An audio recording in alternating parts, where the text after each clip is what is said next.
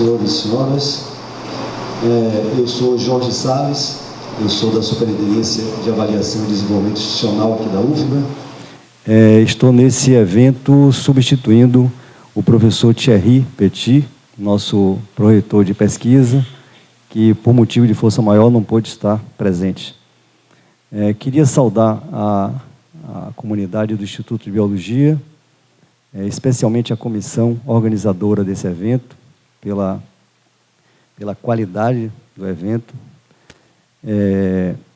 Queria também saudar os senhores professores convidados, e em especial o professor Mark, e aproveitá-lo já para agradecer pela sua disponibilidade de estar aqui junto conosco na comemoração dos 50 anos do Instituto de Biologia e nos permitindo, com as suas reflexões, pensar o Instituto que nós queremos para o futuro. O professor Mark Neff é professor associado da Washington University.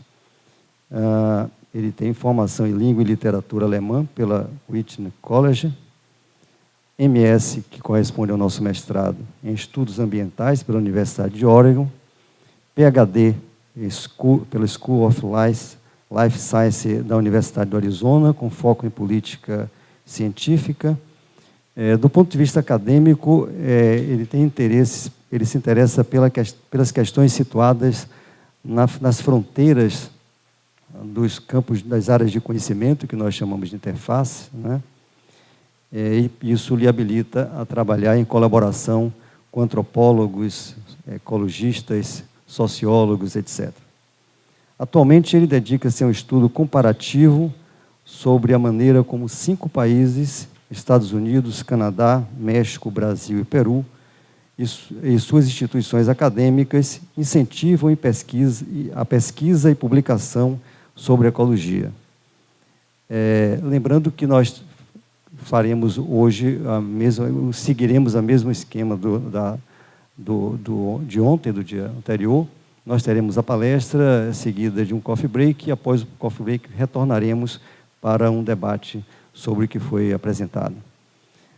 A palestra de hoje, o professor Mark falará sobre escolha suas métricas cuidadosamente, escolha suas métricas cuidadosamente, a avaliação padrão das contribuições científicas pode tirá-lo do rumo. É um tema bastante instigante. Então, eu gostaria de passar a palavra ao professor Mark, por favor.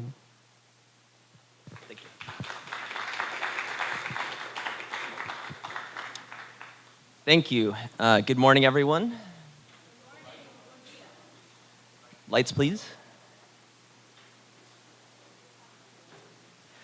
Thank you, everyone. Thank you to the organizing committee for inviting me, and thank you all for coming out this morning to hear this talk.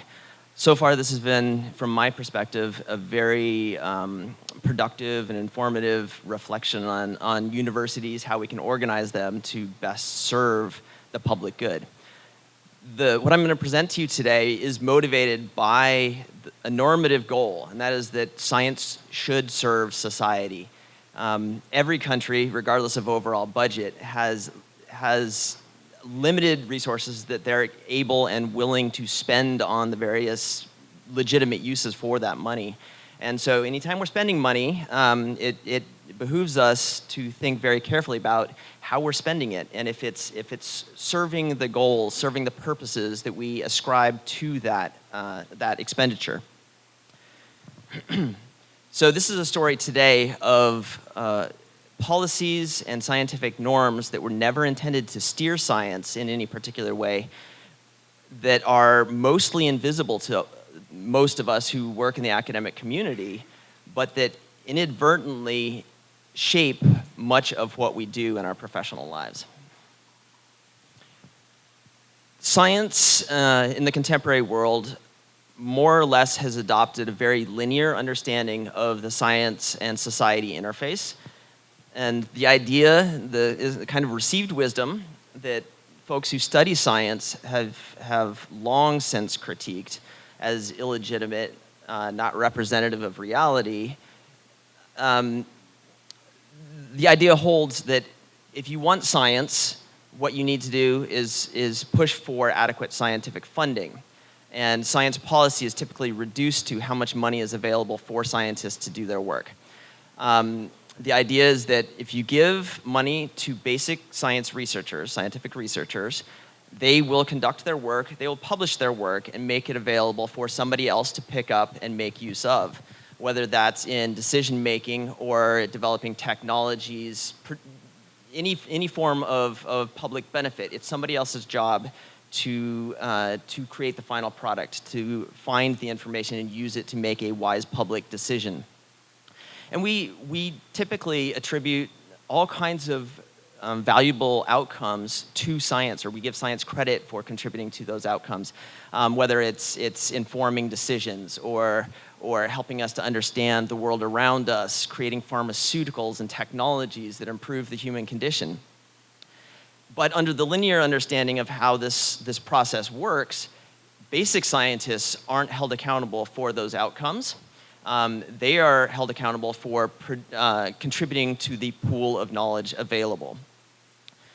And so we, within the scientific community, have been granted substantial autonomy to govern ourselves and to evaluate ourselves and to hold ourselves accountable to the extent to which we are contributing to that pool of knowledge. And so under the linear understanding, basic researchers evaluate their own contributions and decide if they're adequate.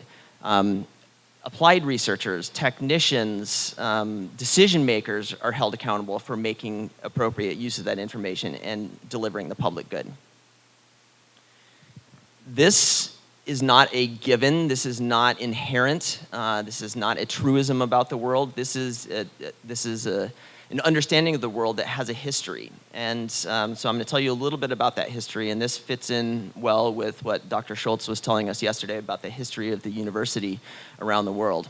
So I'm going to pick up at the World Wars. So during the 2 World Wars in the United States, industry scientists were tapped by the federal government to contribute wartime technologies, to contribute scientific knowledge and technological innovations toward the US war effort.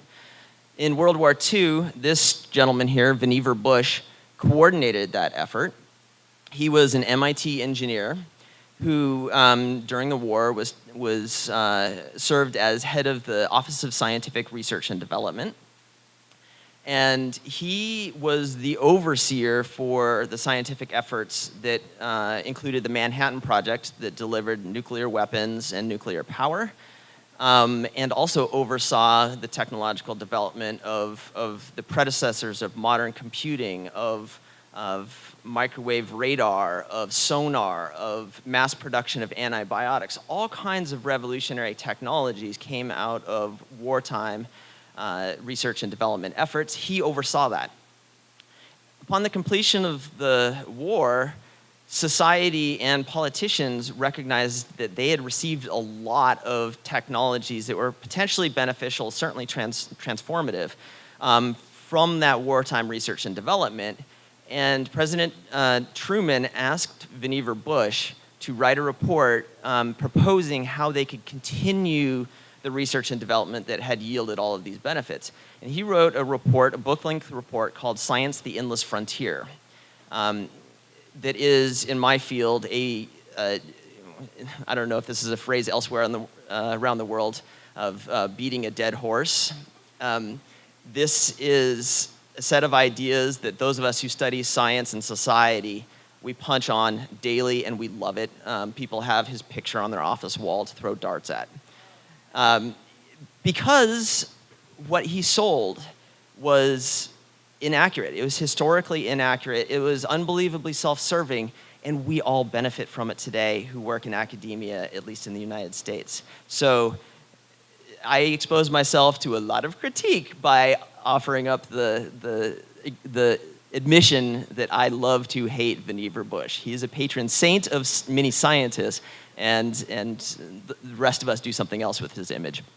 Okay, so the Endless Frontier, that report said that science delivers what society needs. It creates jobs, it creates pharmaceuticals, it extends our life and extends the quality of our lives. But he also slid in this statement here. We must remove the rigid controls which we have had to impose and recover freedom of inquiry and that healthy competitive scientific spirit so necessary for the expansion of frontiers of scientific knowledge. So he led a very coordinated research and development effort in World War II. Most of the technologies and scientific innovations that we are so proud of today have root in that wartime research and development effort, yet he came out of that experience of coordinating all of that, very much directing that, to say what we need most is to not coordinate science if we want to get benefit from it. So this was the report was an amazing act of rhetoric to say, don't look at how we received all the benefits that we just received. This is how we ought to organize science. Give us adequate funding and don't ask us for the direct technologies that we're going to produce. Just trust that the benefit will come. Okay, this idea was contested at the time. He happened to win out, and his model was the formulation of what became the National Science Foundation, which has, for many countries around the world, come to stand as the gold standard of how you should organize science. So this is a hugely pivotal set of ideas. We'll jump forward a couple of decades to 1962. Michael Polanyi, he's a Hungarian and British polymath, so he's in any number of different fields. He's an economist, chemist, philosopher. I don't know how many of us can get away with that anymore, besides Dr. Schultz. And he took the posited invisible hand from economic theory. Adam Smith's idea of individual actors acting on their own behalf yields the optimal outcome for society. He took that and applied it to science. And he said that scientists acting in their own best interests, competing with each other for prestige as scientists do, that activity collectively pushes the scientific enterprise toward the best possible outcomes, the optimal research agenda. You couldn't control that in any way and have a better outcome. He basically said, again, if you give us adequate funding and you leave us alone, you don't ask us for anything in particular, you will receive the optimal contributions to society. That is the best way that society can benefit from science. I left out one key point with our friend Viniver here. Not only do we need adequate funding with no strings attached, but he also said a couple of things that are relevant to international science policy. He said, no country can succeed, no country can have a strong economy and good social outcomes unless every country itself has its own basic scientific research efforts. And that's an open question that I would pose to you all, is the extent to which every country needs to be operating in the curiosity-driven frontiers of all scientific fields versus doing other things with their scientific resources that may be more tied to current societal need. The linear model of science. Okay, again, it codifies this idea, or it's built upon this idea that if you want societal benefit, it all starts with every country doing their own basic research. It has a history. It is not a given about the world. So you can actually trace the actors and their political motivations for creating this model that is now our received wisdom for how to organize science. And it has become real because we measure it. It has become real because we attach statistics to it. And if you can measure it, it takes on a life of its own. So the Organization for Economic Cooperation and Development is the English name. The OECD, hopefully that you all recognize that by the Portuguese, measures how much money each country spends on basic research and applied research. And that organization and others count how many publications and citations you get from your basic research and how many patents and other things you get from your applied research. So because we count them, now countries are competing with one another for, do we have adequate basic scientific funding? Now this is something we can compare ourselves. And it has become codified and reified by becoming part of the way that we evaluate each other within the academic community. we ask each other, how many papers did you produce? Remember, because best scientific policy is producing most papers.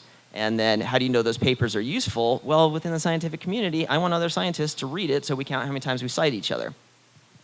And this ideology that more quantity is better is absolutely, in the United States and elsewhere, it constitutes how we evaluate each other for hiring and promotion.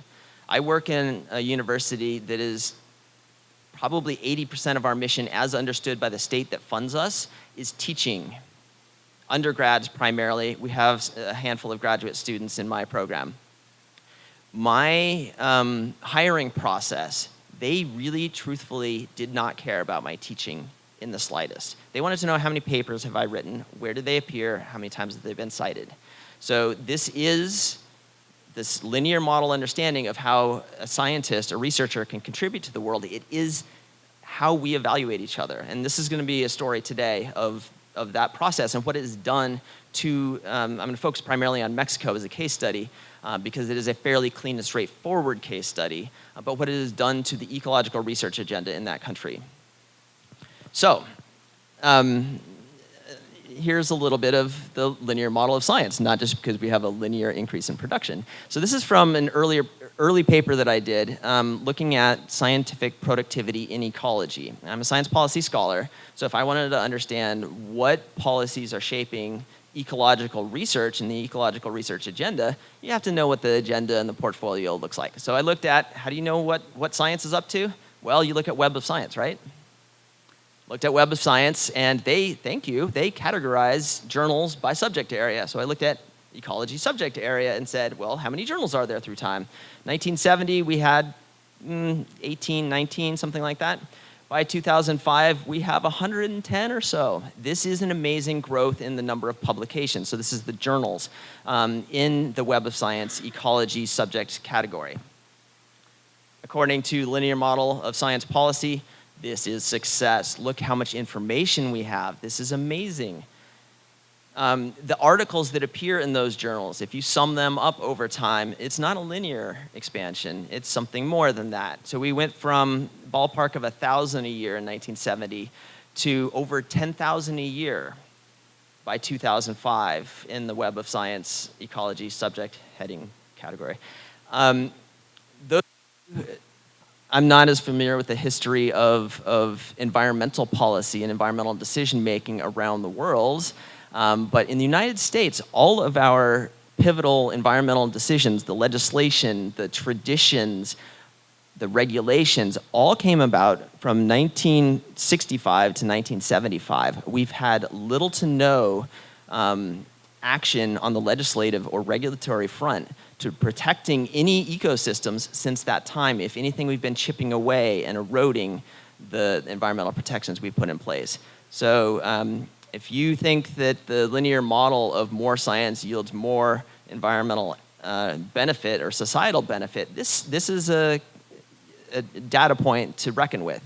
All of our activity came at a time when our ecological understanding or our ecological production was much, much lower. And our Endangered Species Act was premised on what has been dismissed as an inaccurate understanding of ecosystem processes and the role of diversity in ecosystem stability. So it's premised on what ecologists have now by and large tossed aside, yet the legislation holds, and it is one of our most important environmental protections in the United States, which is another reason to question this linear understanding of science, therefore policy.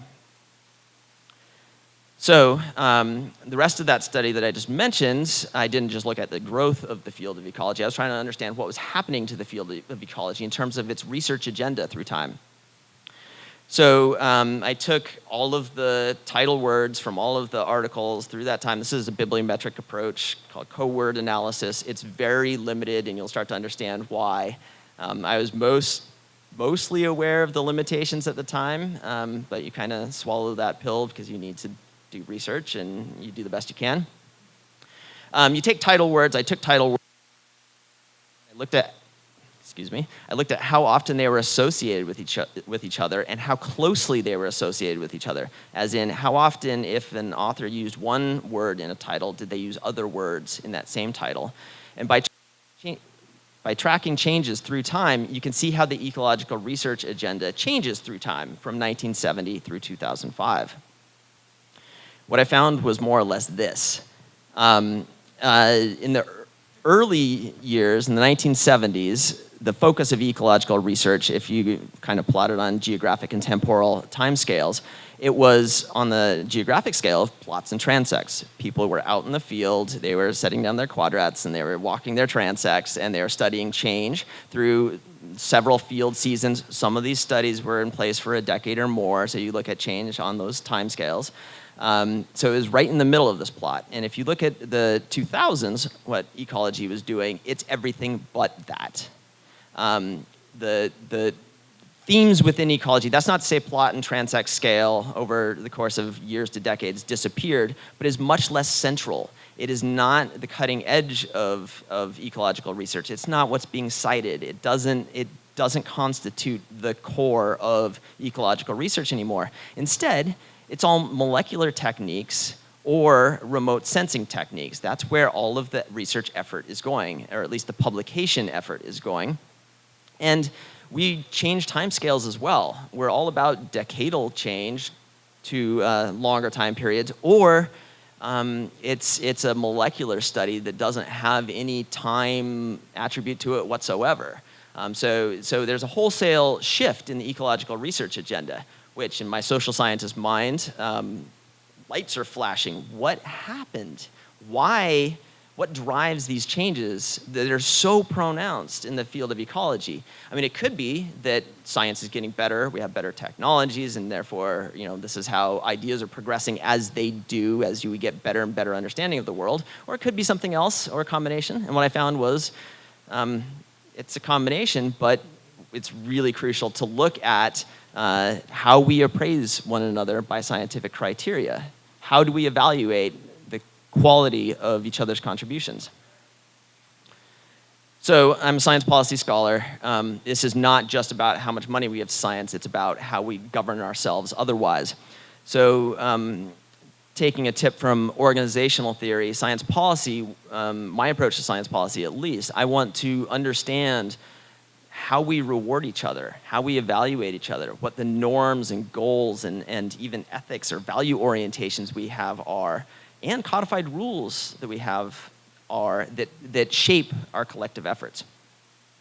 So going back to our Polanyi, he said that those internal evaluation criteria are limited to plausibility, scientific merit, and originality. And I took that as a hypothesis to evaluate, not as a truism of the world. So I set about interviewing the folks I call the silverbacks of ecology. It's almost entirely men who have established the pivotal, the most central, the most important, most respected ecological research labs. So I went to ecological conferences in the United States for several years, and I followed this group of people around and pestered them and interviewed them about their careers, how they chose what they chose. And most of them are amazingly reflective on how they ended up doing what they're doing. And I heard a lot of stories about technological developments. It's what you expect. You can't do remote sensing until you have satellites and big data-oriented techniques and computers and whatnot. But it's also social values. And I did a social science research method, a study using Q method that I'm not really going to talk about much here, to evaluate people's motivations, scientists' motivations, as they look at possible research questions. And what came out was scientists are really evaluating the merits of research questions on their own political values as much as they are on scientific merit. So they have an idea of how they think ecosystems ought to be governed, organized, regulated, protected, et cetera, and they're choosing research questions they think will contribute to that outcome, which not only involves a consideration of their values, some of which some of these scientists are very aware of that, some are a little less aware, But they also have some implicit idea of the way that science yields those outcomes in the world. So I heard a lot of stories about, I'm choosing to study climate change's impacts on my insect species because Congress won't do anything. And if I add another couple of papers to that pile saying climate change is real and it matters, Congress in the United States, this is a joke if you understand Congress in the United States, Congress in the United States is finally going to act if I publish another paper. I'm sorry, Congress in the United States is not going to act if we publish another paper. But so there's an implicit understanding of the science policy interface that's also going into people's considerations of when they're choosing research topics and methods. I also discovered unintended science policies have a huge role to play. So we've established rules for each other as a scientific community that are pushing us in selecting particular research subjects and ignoring others that are never intended. Nobody sat down and said, we need to study on this time scale and on this geographic scale because that's where the important questions lie. We're all being systematically steered in certain directions by these policies, by these incentives, which nobody sat down to evaluate if this is right or wrong, good or bad, productive for science, productive for society. So I heard tales of publication policies. I needed to do this. I needed to do this because it allows me to churn out those papers, which I have to get a degree. I have to get a promotion. I have to maintain my productivity. I have to train students. And the way I'm going to do that is by picking a subject that allows me to churn out adequate publications or that gets me the right citation counts in the right journals. And then in the United States, this is a huge one that is uncomfortable for a university to talk about. We heard a little bit about the entrepreneurial university. Well, our states fund many of our universities in the United States, and they're pulling back that funding. And so the options universities have are two.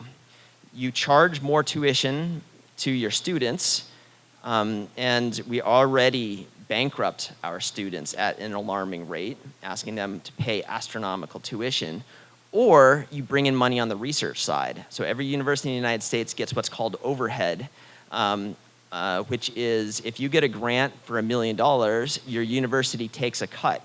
And those universities negotiate how much money they get from the federal government out of that grant that just goes to the university. And this is how they build buildings. This is how they buy shared equipment. This is how they pay university salaries. So it's another source of revenue. And so it turns out, lo and behold, no real surprise, that people in the United States, and for this project I only talk to people in the United States, they're under incredible pressures to bring in big research grants to succeed in their universities. So it's not a question of, do we need this knowledge? Is this the appropriate technique to get that knowledge? It's a question of, can I justify buying this hugely expensive piece of equipment? Because if I do, the university is gonna get a huge chunk of change, and guess what? The administration will be oh so happy with me if I bring in, $500,000, no strings attached from the federal government to go do something interesting. Okay, so at the same time, all of my research was part of an overall NSF grant-funded research center organized around how you make decisions, good decisions, under conditions of uncertainty. And one of the programs that I was affiliated with was called SPARK, because everything needs an acronym, Science Policy Assessment and Research on Climate. And we produced as one of our final products this handbook, which was distributed to science policymakers in Washington, D.C. and elsewhere about how you organize science such that someone can and will make use of it. We're not the first to come up with any of the conclusions I'm going to tell you. As with much research, we're kind of rehashing and trying to amplify ideas that are already out there in some segments of the community. But the general findings are this, and I unashamedly stole this from one of my colleagues at University of Colorado because her slide was a little more organized than mine at the conference where I was giving a part of this talk. So if you want to connect science to society, what works as general findings are this. And you see these attributes in some of the translational science or interdisciplinary science, and I'm sure you'll see some of these attributes in the citizen science that we'll hear about this afternoon. If you want your information to be used, you have to know what information decision makers need and can act on. So you have to communicate. And that's going to, if you want your research to be used, you have to surrender some of the decision making about what questions you're going to ask, about what methods that decision maker can say to their constituents, this is real and I know it because. So what's going to count as legitimate proof. And it's an ongoing iterative process of two-way communication, two-way learning between the producer of knowledge and the potential user of knowledge if you want that user to say, yes, this is legitimate, I trust it, I know about it, I understand it, and I'm going to act on it. It's about relationships, it's about respect, it's about breaking down some of those barriers, instead creating the boundary organizations that span the interface between scientists and decision makers. You'll note a lot of this is not associated with churning out frequent publications that are rapidly and frequently cited by your scientific colleagues. That is not how you get information that the world will act upon. I'm not saying that there is no merit in advancing science and advancing our basic understanding of how the world, how the universe works, but if you want your science to be acted on by users of knowledge outside of the scientific community, this is the best practices of what it takes. So through my various projects, the gist is this: almost every ecologist, I could probably say with confidence, every ecologist I spoke with wants their information to be used, otherwise why are you doing the work? I mean, some were deeply passionate about environmental issues or about their science, right? So like advancing understanding is important. They want to be heard in the world. That's great. I also heard at a conference where I was presenting some of those best practices in a workshop format.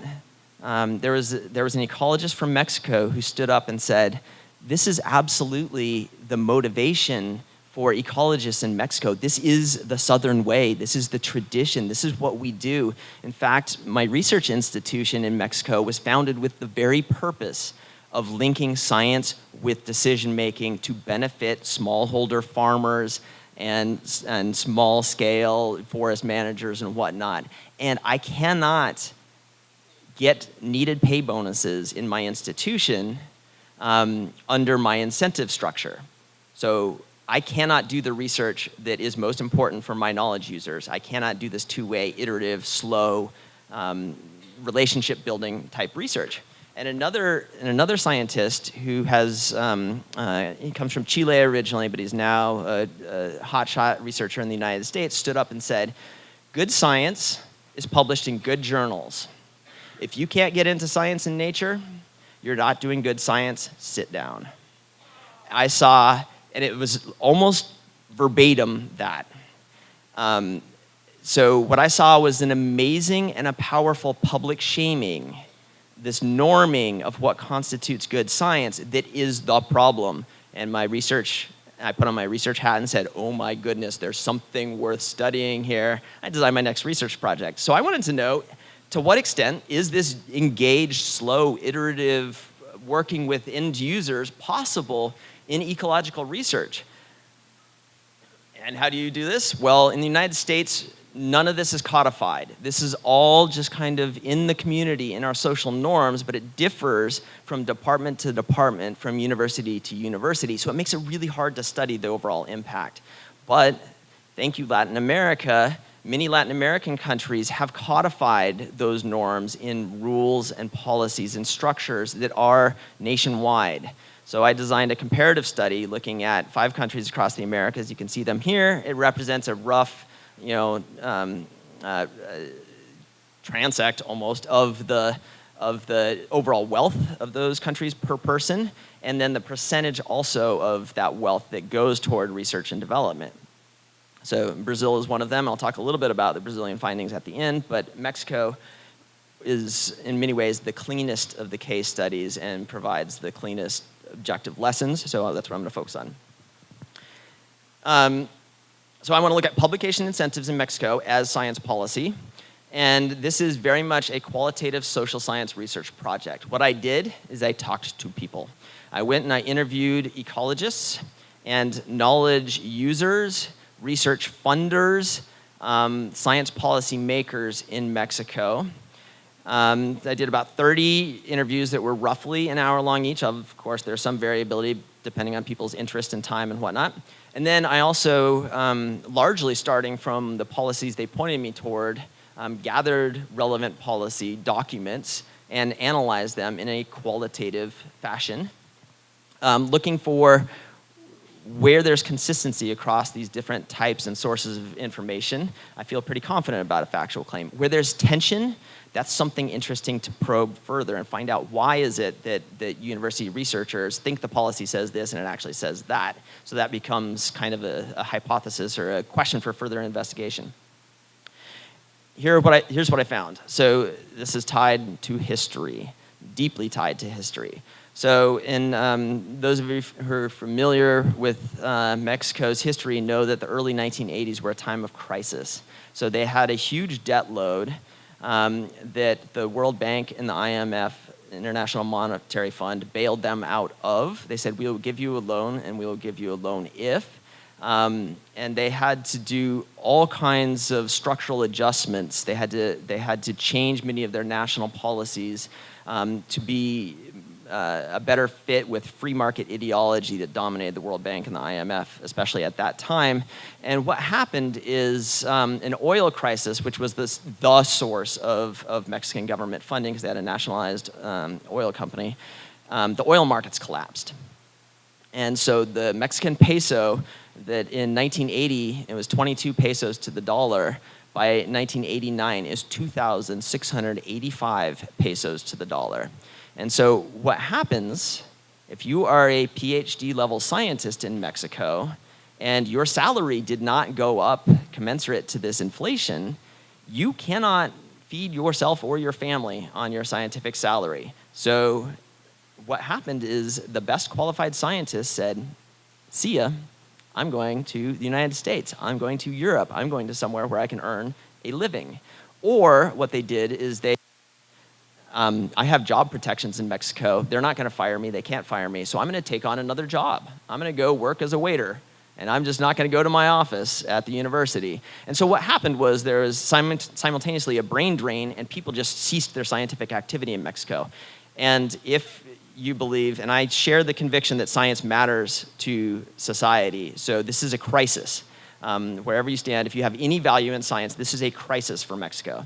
And so they came up with an innovative and appropriate, I would argue, policy intervention to stem the brain drain. It worked.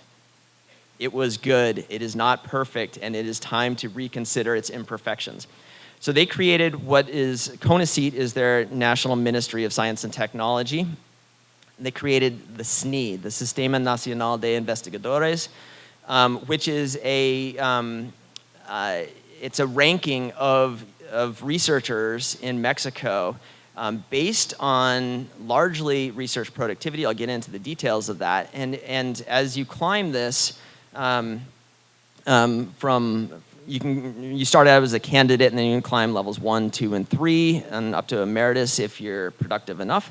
It comes with, each of those qualifications comes with a non-taxable and substantial financial bonus. So if you are a researcher in Mexico and you have a family, you need SNI level 1, especially depending where you live, especially if you live in and around Mexico City. You need at least SNI level 1. And it was, as I said, designed to keep researchers there and designed to keep them productive, and it worked. The way it's organized is this. So all of science, all of research, I should say, including the humanities and social sciences and whatnot, are divided into categories. When they first began this system in 1984, they had 3 categories to evaluate all researchers and their productivity. And you can imagine if you're an ecologist, you're submitting to, this is the one that does all of science from astronomy to like nanoscience to ecology and whatnot. It's since expanded to 7 committees, but that's still quite an aggregation of disciplines, and there's a huge diversity of publication productivity within even a single discipline. So there are a lot of problems associated with the fact they only have 7 categories. You all know Brazil has somewhat analogous system, but you have something like 48 categories, so it's much more disaggregated, which alleviates some of the problems. So ecology, for the most part, there are some exceptions. Most ecologists are evaluated by SNE Area 2 committee. And these are the folks that, I just picked a recent random year. These are the folks that constituted the committee that evaluated all of the researchers in that collection of fields. You see here, this is from 2012. There is one, I believe, number 13 here, 13 down here. There's one ecologist on this committee, combined with life scientists, chemists, biologists, physiology, biochemistry. And they're evaluating all of the folks in all of those and a few additional disciplines, their productivity through time. So the way they do these evaluations is it's not just productivity. And this is what the folks associated with SNE keep reminding me. It's not just productivity. But there is a minimum threshold of productivity and is a very limited set of productivity that counts. So it's, yes, you can climb those rankings a little bit better if you do some of this engagement activity, but it's mostly about, and there's a minimum threshold of productivity in Web of Science journals. That Web of Science journals is key, and we'll get to that. We'll get to that now. So Web of Science has come to stand in for quality in scientific research fields. Those folks in the humanities and social sciences may or may not have even heard of it, but it really is a stand-in for quality for most of us who dabble, at least I dabble, you all, many of you are actual scientists, and it means something to our communities. So it's worth reflecting on where this thing began and what it is. So this was a product put together by a person, as with the linear model. It has a history. This is a product created for sale to libraries originally to help libraries decide which journals to subscribe to in the 1950s because the internets weren't yet alive in the 1950s. And it was built around genetics as a field. And so Eugene Garfield created the Genetics Citation Index. It then evolved into current contents and then evolved into, through several other iterations, the Web of Science. So it went from genetics to slightly broader to broader to broader, and it now is the database of publications and citations that many of us resort to for all of the sciences. That initial seed is worth paying attention to because that is the design of the Web of Science, and it holds a bunch of biases associated with where it began. Eugene Garfield died recently, but through his career, he kept saying, he wrote over and over and over again, don't use this to evaluate individuals. That is not what it is intended for. And then he would turn the other way and sell it as a product to evaluate not individuals, but maybe departments, but maybe a career. So he was flirting with that line because it's a valuable commercial product. And if you can sell it, you sell it. That's his job. He's a businessman. And this is a commercial product put together by a businessman for a specific purpose. That purpose is not determining what science we should be doing. It's heavily biased toward English. Why? Because it started with the English language genetics journals, and it grew by use of the impact factor, and I'll explain that on the next slide. The impact factor is a measure of a journal's importance, and he said, okay, I have my initial set of genetics journals. How do I know which others are good journals? Well, which ones do my genetics journals tend to cite? And so it grows from the initial seed of genetics. And so the fields that cite genetics are important now by our new metric. The ones that don't cite genetics aren't. So there's an English language bias built in because it's genetics in English, not even in German or let alone Spanish or Portuguese. It's biased toward the hard sciences because it started with one of those hard sciences and determines the merits of other journals by the extent to which those initial journals cite them. And it treats, in this impact factor that we'll get to, it treats all citations as equal. Take a look around at some of the most highly cited articles in particular journals, and you'll find that some of them are pivotal, transformative scientific discoveries, and some of them are that guy that managed to get a climate denial paper published, because everyone cites that in their research on climate denialism, or to say, look at this fool who managed to get this foolish argument cited, we need to take action, or whatever. Those things get cited just as frequently, maybe not just as frequently, but those citations count in the exact same way for this purpose and then for evaluating individuals as well. So the impact factor, it's crucial to look at because that too is problematic for the way we use it. So this is how they calculate the impact factor. It's the number of citations that a journal receives in a given year for the articles published in the previous 2 years. There's a 2-year citation window that they look at. Why did he pick 2 years? He started with genetics. It's a fast-moving field. Things happen quickly in genetics. I talked to a taxonomist yesterday. You know that if you do taxonomy, the people who might cite that might be other taxonomists. That work is slow, but it might also be the ecologists and other scientists who come later who rely on that information. If you're setting up an ecological research study to examine the ecological role of a new species, setting up the study takes more than 2 years. That poor taxonomist, sorry, you don't fare well in Mexico. And I heard that over and over again. Taxonomy is a dying field in Mexico because of these policies. It's almost been wholesale eliminated because you cannot make a living as a taxonomist. So don't move to Mexico. So it's the number of citations received in that 2-year citation window divided by the number of citable items published during those 2 years. So it's a rough mean of citations per article. So again, it equates its meaningfulness to society or to science, whatever it is, with citations from other qualified journals. Qualified journals are only Web of Science journals. So this is self-referential. It's important if Web of Science thinks it's important over and over in this self-reinforcing loop. It has a bias with that 2-year time frame. Some of you do studies where you can churn things out rapidly. Some of you do field-type research that you might have to be out in the field for several seasons. You don't do well with a 2-year citation window for that purpose or for that reason.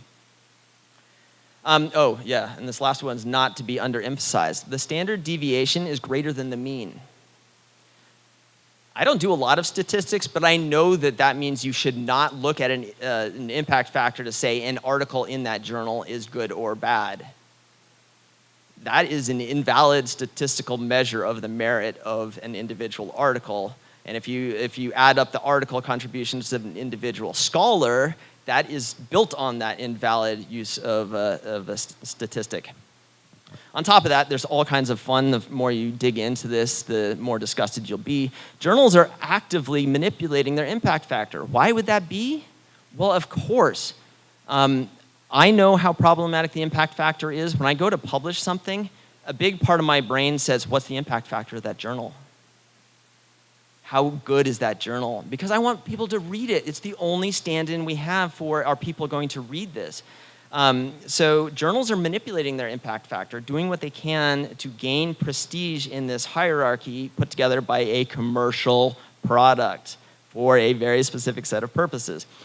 How do they do this? Well, look at the top journals in most fields, and more than half of Science and Nature and Frontiers and Ecology and the Environment are news items. Those things count in the numerator, but they're not, quote unquote, citable as determined by Web of Science. They don't count in the denominator. So if you publish lots of news articles, news items that get cited in the scientific literature, then guess what? Your impact factor is artificially inflated. I'm not going to say Science and Nature do this intentionally. They certainly don't mind that they have that benefit. Reviews get published or get cited more than other papers. So now all journals are adding review sections, and there are new journals that are just review journals. Why is that? Well, yes, reviews are really important, but also they get cited more. And so this is a way of climbing the hierarchy. I haven't seen this as much recently. When I first started out, there were explicit requirements. If you want to publish in this journal, you need at least 5 citations to other articles from this journal. Well, Web of Science was onto that, and they now look at how many self-cites journals have, and that's penalized somehow, they tell us, in their consideration of what gets included in Web of Science. It doesn't affect their impact factor.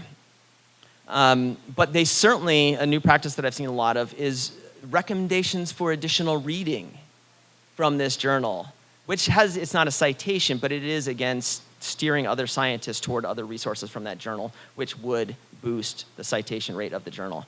And then this is a famous example. I don't know how many of you heard of it. I'm happy to provide the citation. It is from a Nature piece, so if you cite it, you will artificially inflate their citation frequencies. But there was a journal citation fraud ring here in Brazil where a bunch of journal editors co-conspired. I will publish a review if you publish a review and you publish a review, and we'll agree to cite each other in our respective reviews to artificially inflate, and we're going to cite the heck out of each other, to artificially inflate our impact factors. And they covered their tracks. They did really well, and Web of Science was onto them and booted a handful of, I believe it was medical journals, Brazilian medical journals from the Web of Science for a period of time for that. This matters, again, to journals because if you don't have a high impact factor, guess what? All of the potential authors are going elsewhere. So this is a survival question. This is an existential question for journals. How do we get our impact factor up so that we attract good publications?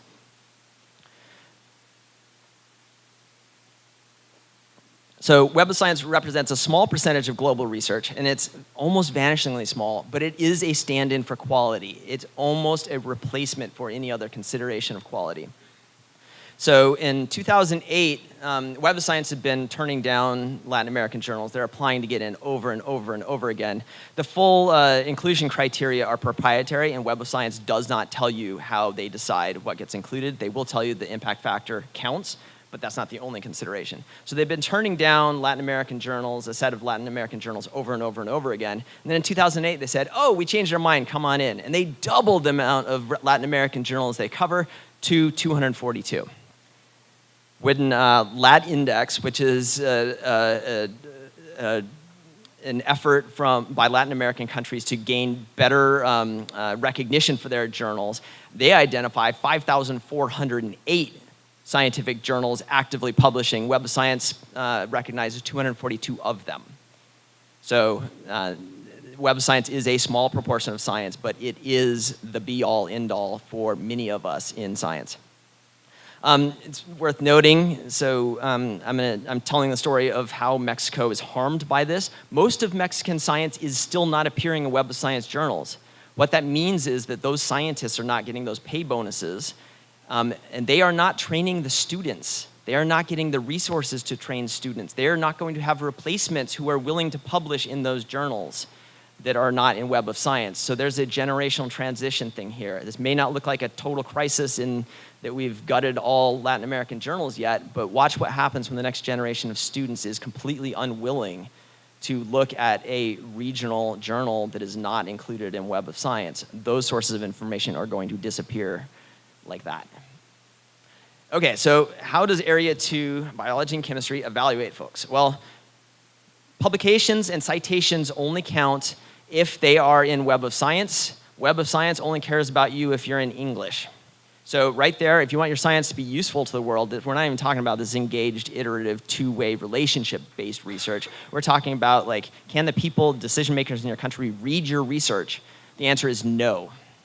And there's a financial barrier as well. Most of the researchers, depending where you are in Mexico, many of the researchers, I won't say most, especially in some of the southern areas that are less wealthy, they don't have subscription access to the very journals they're required to publish in. They can't even read the articles in the journals where they're publishing.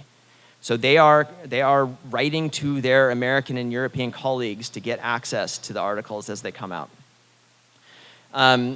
There are some points for engagement activities. It is minimal, and again, there's a minimum threshold of productivity in Web of Science to get into the SNE system, and once you're beyond that, that's when the engagement activities start to count. So it's kind of icing on the cake at best, and there are many SNE level 3 and emeritus folks who won't touch community engagement because it is not, quote unquote, quality science.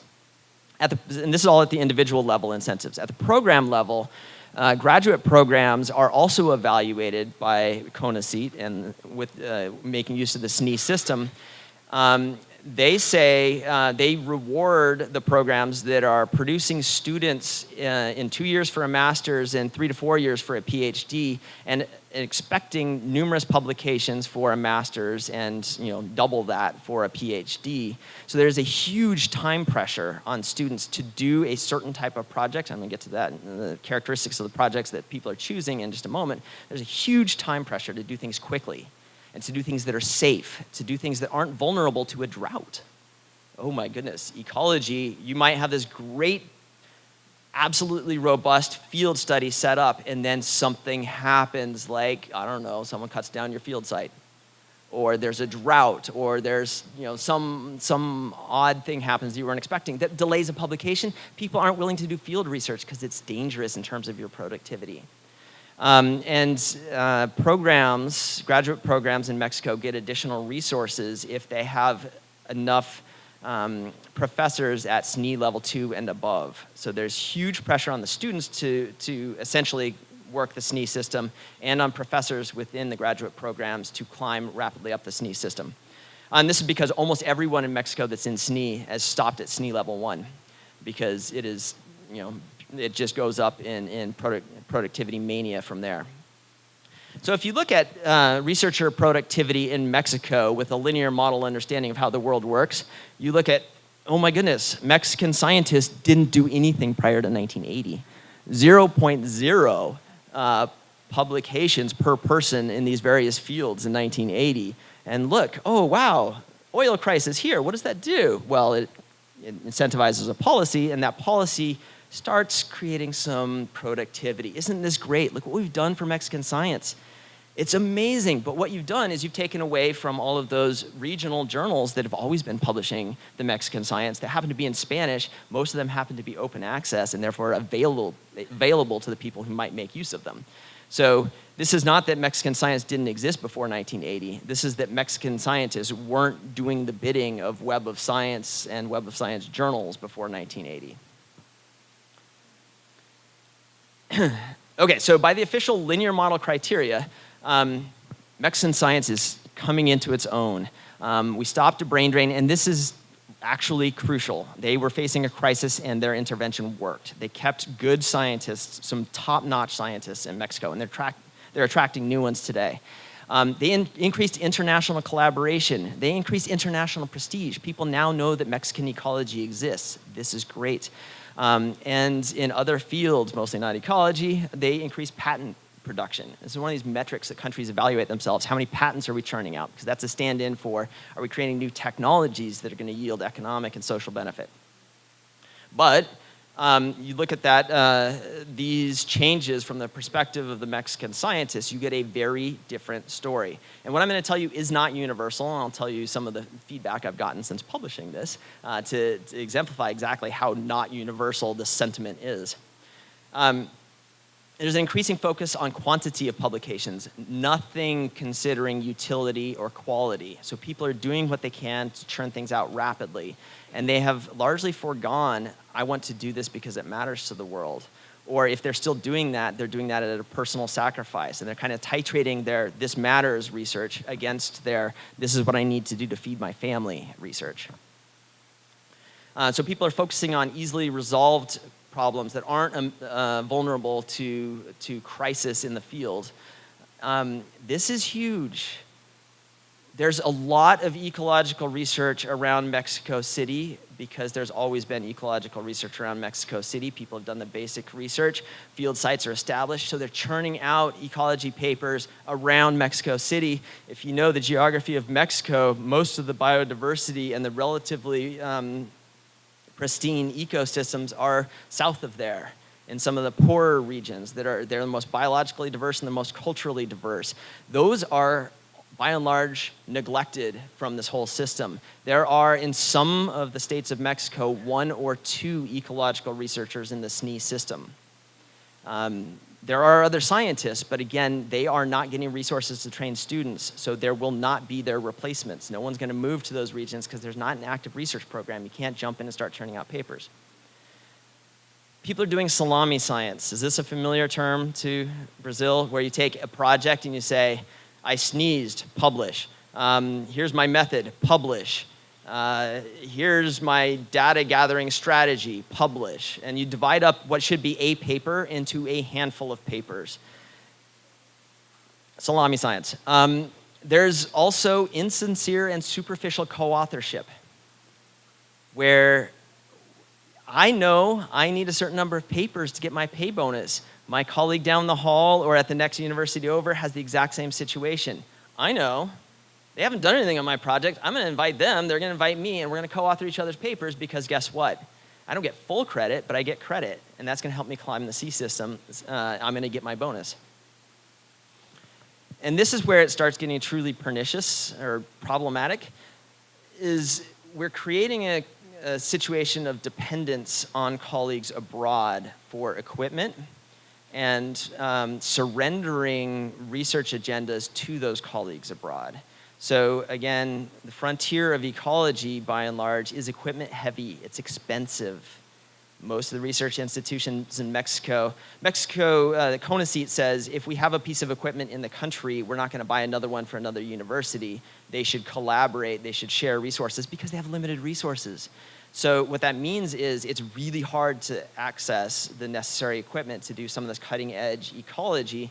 And so what scientists in Mexico are doing, many of them, is they're collaborating internationally.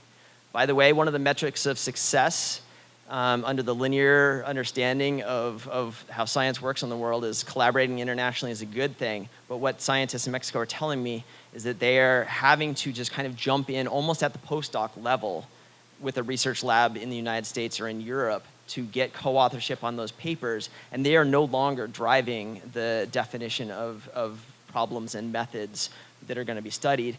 And that research may or may not even be in Mexico.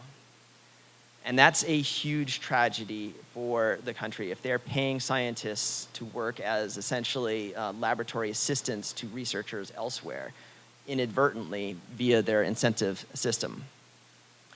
And regional journals, again, are deprived of their best contributions. Nobody wants to publish in the Spanish language journals.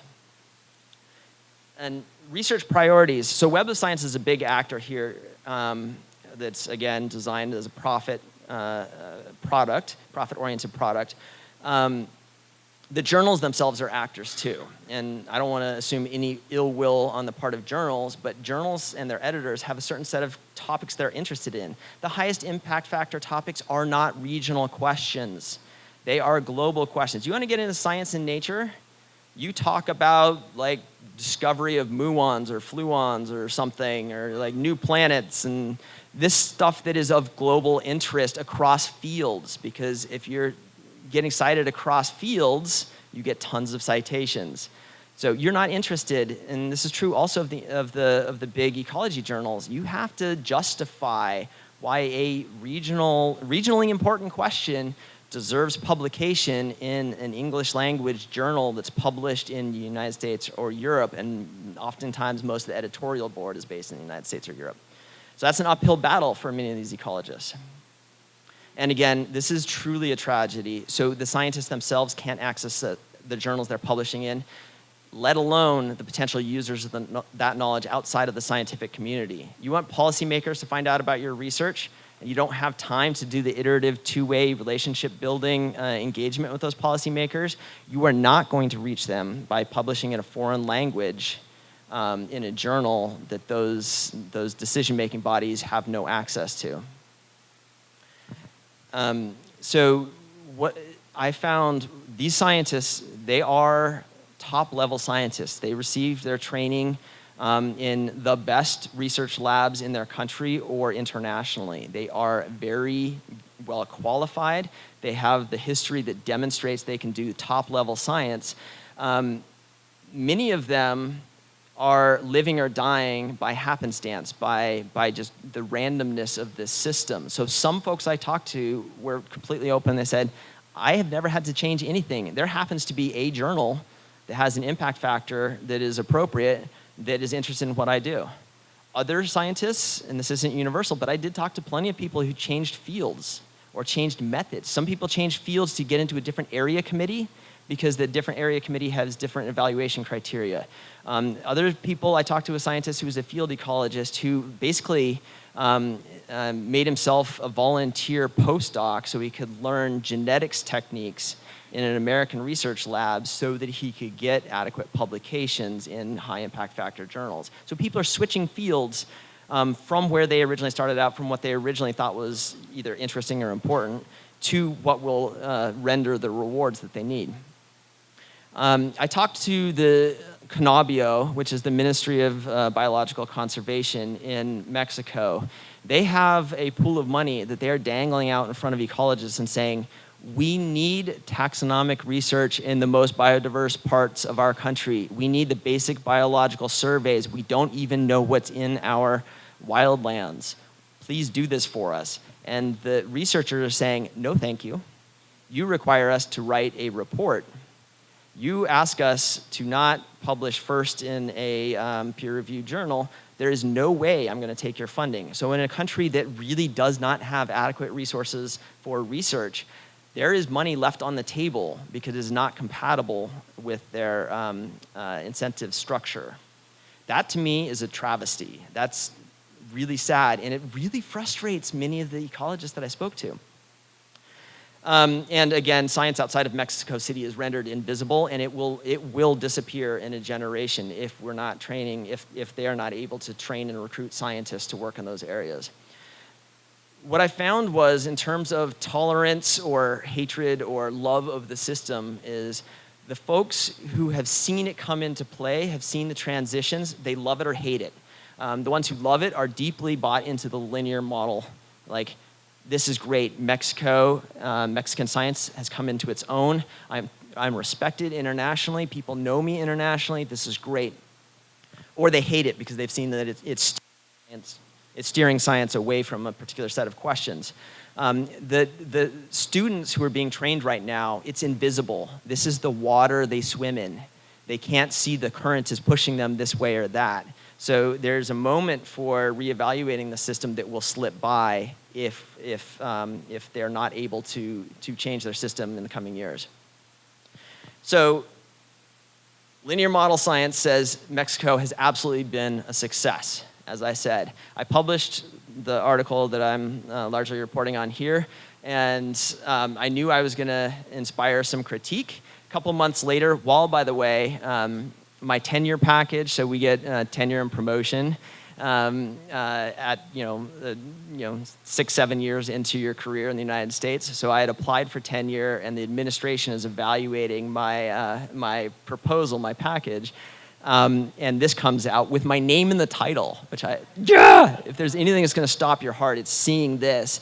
And the editors of the journal did not let me know this was coming to allow me to respond. So heart attack, a couple sleepless nights.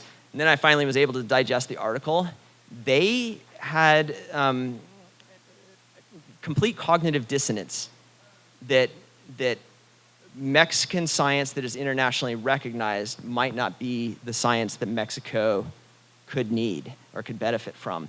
So this was, they say, misleading claims and factual errors. I went through, there's a single word that I said that you have to be, I said that the way the evaluation committees are selected is you have to be SNE level 3, and only people on the current board can elect the new members. I misspoke. Everyone in SNE can so instead of the board members, it should have been SNE. So there's one minor factual error that I'm happy to acknowledge in the paper. And the rest of it is entirely cognitive dissonance that more cited research might not be more better research.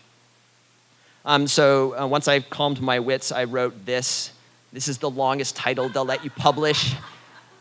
This is my response that basically goes through, this is the fastest paper I've ever written because I basically said, here's what they said and here's how they're proving my point.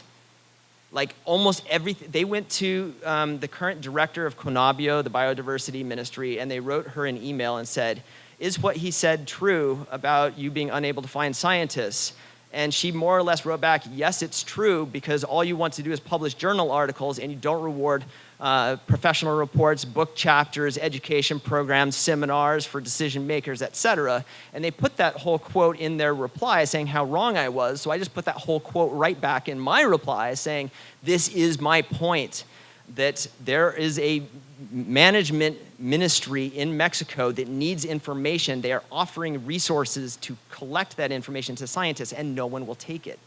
So the linear model and these expectations of what counts in science are so entrenched in our collective wisdom. Oh, yes, thank you. The title is Williams and Morone, who are the two authors that responded, misunderstand and inadvertently support my argument. Mexico's SNE system systematically steers ecological research. They wrote back and said, no, the initial response from them was, no, Mark is wrong. Look at all these international collaborations, which I said, yes, there's increasing international collaborations, but it's not on a productive level. It's this dysfunctional type. Look how many more Web of Science publications there are, they wrote. Well, yes, of course. And guess what you're not measuring? The rest of science that is systematically disappearing. And it's the science that's in the language of the decision makers and the regional scientists. So that was I got tenure. So again, reflecting on, we have this idea that science is somehow pure, that it's separate from political influence, that it's separate from all the dirtiness of economics and whatnot. It is far from it because it is so tied to a for-profit industry. And it is tied to an astonishingly profitable publication industry. So in 2010, Elsevier owns Scopus, which is a competitor to Web of Science, and I'll get into that in just a moment. In 2010, they posted a 36% profit margin. That's higher than Apple, Google, or Amazon, which are the darlings of our economy. How do they do that? They have us do all of their labor for them. So this citation here at the bottom is a long-form journalistic piece that is absolutely worth a read. It came out in The Guardian, which is a British newspaper. Where the author looks into the history of Elsevier and their practices. And so what Elsevier has done is they said, how do we make money? We sell journals to libraries. Okay, let's start more journals. And they went around recruiting editors. They were recruiting scientists to become editors of new journals. And they created journals in every field, subfield, and specialty that they could. And guess what? When a publishing house comes knocking on your office door and says, you are a key figure in your field, we would love you to represent that field as the editor of our brand new journal. Oh, I feel really good about myself. Absolutely, I'd be honored. Oh, and by the way, on the linear model understanding of how science works in the world, my department's gonna love me. I'm gonna get tenure and promotion if I'm editing a journal. This is great. And that editor then says to all of their colleagues, please submit to me. Please take the government funding that's sponsoring your research. Churn out as many papers as you can, submit them here. Cite frequently, cite my journal frequently. And then the review labor is farmed out to the research community. It is uncompensated, it is substantial, it takes time away from your other publication efforts. So governments are funding it. We're doing all the work of producing the knowledge, of reviewing the knowledge, et cetera. And Elsevier is bringing in 36% profit margins. And 40% in the subsequent years. Which is really upsetting. And then you get down to the truly dysfunctional dynamics of accessing that information. The way they reap these profit margins is they hold universities by their tongues. So my current university, I'm the incoming chair of our Senate Library Committee. So we're self-governed, so we're governed by a faculty senate, and I represent that senate in helping make decisions for the library. Our current library is being held captive in a battle between Web of Science and Scopus, which is the Elsevier product. Elsevier owns many of the journals, and they give us a packet. We buy from them a package of journals that are much of the scientific information that we depend on. They are saying, we're going to charge you X amount for that subscription package, But if you adopt Scopus, we'll drop that substantially. So not only are you getting Scopus for free, but you're still getting all of these journals, and we will cap the inflation rate. We won't charge you. If you don't do this, we're going to increase by 10% a year. If you do this, we'll cap it at 5% a year inflation. They know full well that we have a tight budget, and if we do this, we have to drop Web of Science. So Web of Science is playing the other, they're playing their hand and trying to force us to keep their product as well by holding other things hostage. So these two companies are squeezing universities and countries, and Mexico as a country negotiates with these publishing houses, but they're holding us hostage for the access to the information that gives us credibility. If our university were to say no thanks to Web of Science, this is a crisis of identity for us. We're saying no thanks to that which constitutes good science. We're not going to do that without a huge battle, but we're going to have to drop all of the Elsevier journals if we don't do that. So the way they get 36, 40% profit margins is that kind of a dynamic. This is anything but the pure, pristine pursuit of knowledge that we associate with basic research. So really quickly, I'll go through some of the other findings for some of the other countries and then get to a little bit about Brazil. So US and Canada are absolutely stuck in the same mold. So nothing I'm saying is Mexico's problem exclusively. Again, Mexico's cleaner because they have a national policy and there's a little more diversity in policies in the United States between universities. We're absolutely in the same situation. We are committing salami science the same way as anyone else. Another dynamic that I saw less in Mexico, but certainly includes researchers from Mexico and other places, is the top ecologists have these communities where they write papers together that aren't research papers, they're thought pieces, and here's what our discipline needs to be for the next 10 years. And they'll have 20 top authors that are all on these papers, and they're hand-wavy. And if you read them, it's a rehashing in a slightly different language of the hand-wavy piece those same authors wrote 6 months ago in a different journal. And they do it over and over and over again. And when I say this in a conference, I get some serious stares from the bigwigs in the audience. But it absolutely happens. They are supporting each other, they're propping each other in the exact same problematic way that the researchers in Mexico are forced to do. And we are all about citations and publications. We are not about advancing fundamental understanding of the world, and we're certainly not, as a research community in the United States, about solving real world problems or contributing towards solutions or working with communities. Any of those innovative things that we heard about with transdisciplinary research or interdisciplinary research. And again, in the United States especially, the more expensive it is, the more rewards you get. You have to do expensive research if you want to, especially when you get to the top level universities. If you're at the Harvards or the MITs or the Stanfords or even the University of Washington, you have to do expensive research to get and keep your job there. You will not, I don't know why Harvard does this kind of thing, they're the richest institution on the planet. But they absolutely work this way. So if you want to get and keep a job there, you do expensive research. This is one of the reasons why the humanities, put on my humanistic hat, humanities are disappearing from American universities because they don't make money. They don't make money by creating patents, and they don't make money by bringing in big research grants. And again, in the United States, we have a system where the US government pays for the research, individual scientist does the research and patents a product, perhaps, and that university and that researcher share any profits that derive from that patent. So the University of Wisconsin is built on the back of homogenized milk. They built their campus on the profits from the patents on the homogenization process decades ago. And there's absolutely the pressure, if you work at one of these big research universities, to churn out patentable, saleable products. So you bring the research university money that way as well. And then there's this elephant in the room that I would love to address more, perhaps in question and answer in the debate section later. People have started to reflect on how replicable is research, and largely started with this paper from 2005 by Ioannidis. He's Greek, so I'm sure I'm mispronouncing it. He now works at Stanford. He's a statistician by training who looked at statistical methods and the assumptions that we're willing to accept and the standards that we're willing to accept in various fields, and modeled and predicted that in most fields of science, more than 50% of published research findings are likely false. It's compelling, and it's a published research study, so you have to trust it, right? It's possible that he's one of the 50% that's false. So, but then it started a self-reflection trend from discipline to discipline in the United States.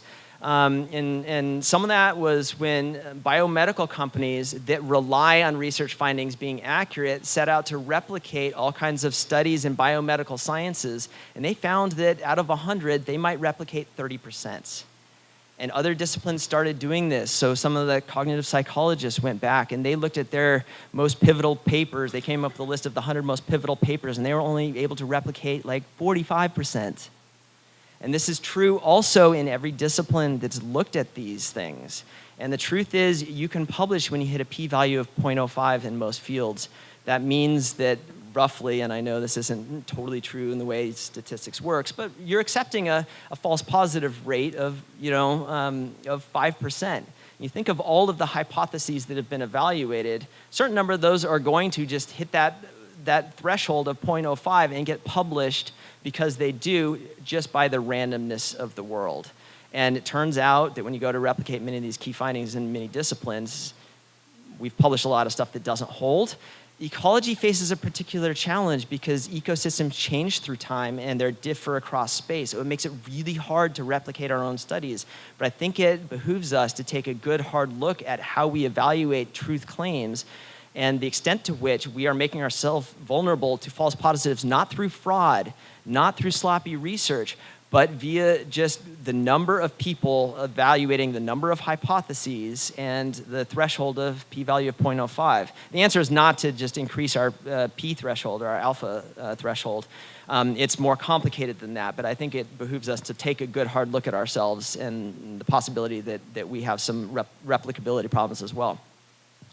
There are alternatives for organizing science other than the linear model. So this is an old book from Donald Stokes, who wrote a book called Pasteur's Quadrant. He said, our basic applied dichotomy doesn't hold if you look at history. It's a fabrication as a product of that weird dynamic coming out of World War II. If you look at some of the key figures in global scientific history, we have Niels Bohr, who was figuring out atomic structure with no interest toward any eventual utility of that. It's curiosity-driven, divorced from use. That's absolutely crucial, right? We don't want to get rid of the Niels Bohrs of the world. And then in the Edison quadrant here, I should read aloud the axes. Can't see them, or there's a language barrier. Here we have consideration of use. We have low and high. Basically, are you thinking about how this knowledge might be useful in the world? And on the vertical axis, we have quest for fundamental understanding. Are you seeking to understand the basic premises of how the world works? High and low. So top left, we have pure basic research. Niels Bohr is our stand-in for that with his atomic structure work. And on the bottom right, we have straight up applied research, which Thomas Edison, who's, I don't know if he's tinkering in a garage. I'm sure it was a workshop of some kind, but our modern techies, they're tinkering their garage. They are not trying to understand any fundamental principles of how the world works. They are making gizmos and gadgets that, by the way, then open up new research questions and advance science immeasurably once you have those new technologies. It doesn't start from the science necessarily, though. And that's obviously worth hanging on to. And then a good chunk of science falls in the top right quadrant, which is use-inspired basic research. Yes, ecologists are trying to figure out how ecosystems function, how they hold together, how they change through time. That is basic quest for basic understanding of how the world works, but it's also driven by a motivation to improve our management of ecosystems, or our sustainability of our planet. It's use-inspired basic research, which doesn't exist in that linear understanding, but it absolutely exists if you look at the history of science. And again, how you do that use-inspired basic research successfully, ensuring that someone uses the research, is this. I won't rehash all of those findings. The transdisciplinary research, interdisciplinary research, citizen science are great examples of that kind of work, which leaves us with this tricky question of how then do we evaluate each other? I have two pithy quotes. The first one is so pithy that he now has a law named after this quote. It's Campbell's Law. I was pleased to find that someone rose to the status of writing a law, identifying the same kind of problem that I identified. The more any quantitative social indicator is used for social decision making, basically the more we quantify aspects of decision making, the more subject it will be to corruption pressures and the more apt it will be to distort and corrupt the social processes it is intended to monitor. So there was no one who said, what we need to do is we need to steer science toward expensive research that's published in whatever this for-profit company cares about or can get high citation factors from. But that is the effect. And so you put that in place, you make it real in the form of cultural norms and financial policies, pay policies, and it distorts the research that is being done. People change what they do to meet the metric. And then same idea in a slightly more, angry formulation from James March. The procedures developed to measure performance in compliance with directives involve measures that can be manipulated. Any system of controls involves a system of accounts, and any system of accounts is a roadmap for cheating on them. And this is not through ill will or malice or laziness on the part of any of the scientists. It's a reality. These people need more money than their base salary pays. The base salary is quite literally calculated so that you cannot get by in Mexico. You need SNE level 1 to make ends meet, deliberately, because they want productive scientists. And so people are playing the game. You create a game for the pay system, people play the game because they need to feed themselves and their families. So again, how do you evaluate? It's not in these broad scale quantitative indicators. It requires humility, it requires nuance, it requires not playing games of competition internationally and probably not with each other. Why is that? The most important research might not yield any publications for decades. Computer science is kind of an outlier in this logic. If you're a computer scientist and you write a paper and it gets published and it gets cited heavily in the first 2 years, you know what that means?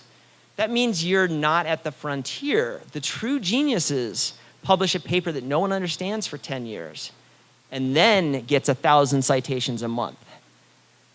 So I don't know if computer science has it figured out either, that you want to publish stuff that doesn't get cited or read by anyone for 10 years. But it's going to require not playing these simple competitive games of who gets the most publications, who gets the most citations within a community or even internationally. It has to be targeted. If we want people to do transdisciplinary research, if we want people to do interdisciplinary research, if we want people to do citizen science, all of those things have different time frames, different levels of risk that you might not get a product, or the product that you get might not be of interest to a Web of Science journal in a different country. So if you want those things to exist, think about how you're going to reward those things in your incentive structures. And I know that one of the real challenges with all of this is you all are not in charge of your reward systems. A lot of these are national scale policies, and so there's a challenge of how you influence those. And again, in my case, my job is almost exclusively about teaching, and my reward system is entirely about research. And I get serious kudos for coming down to Brazil to present my research, so thank you very much for that invitation. I greatly appreciate it. And in hiring, thoughtful hiring processes. Are we going to hire the people who just have the most publications and the most citations? If you do that, you're not going to hire the people that have developed the transdisciplinary skill set. You're not going to get the people who have spent years building relationships with an indigenous community to get the trust to work with them in a new region that is relatively unexplored scientifically. So if we want to do these things, we have to rethink our hiring systems as well.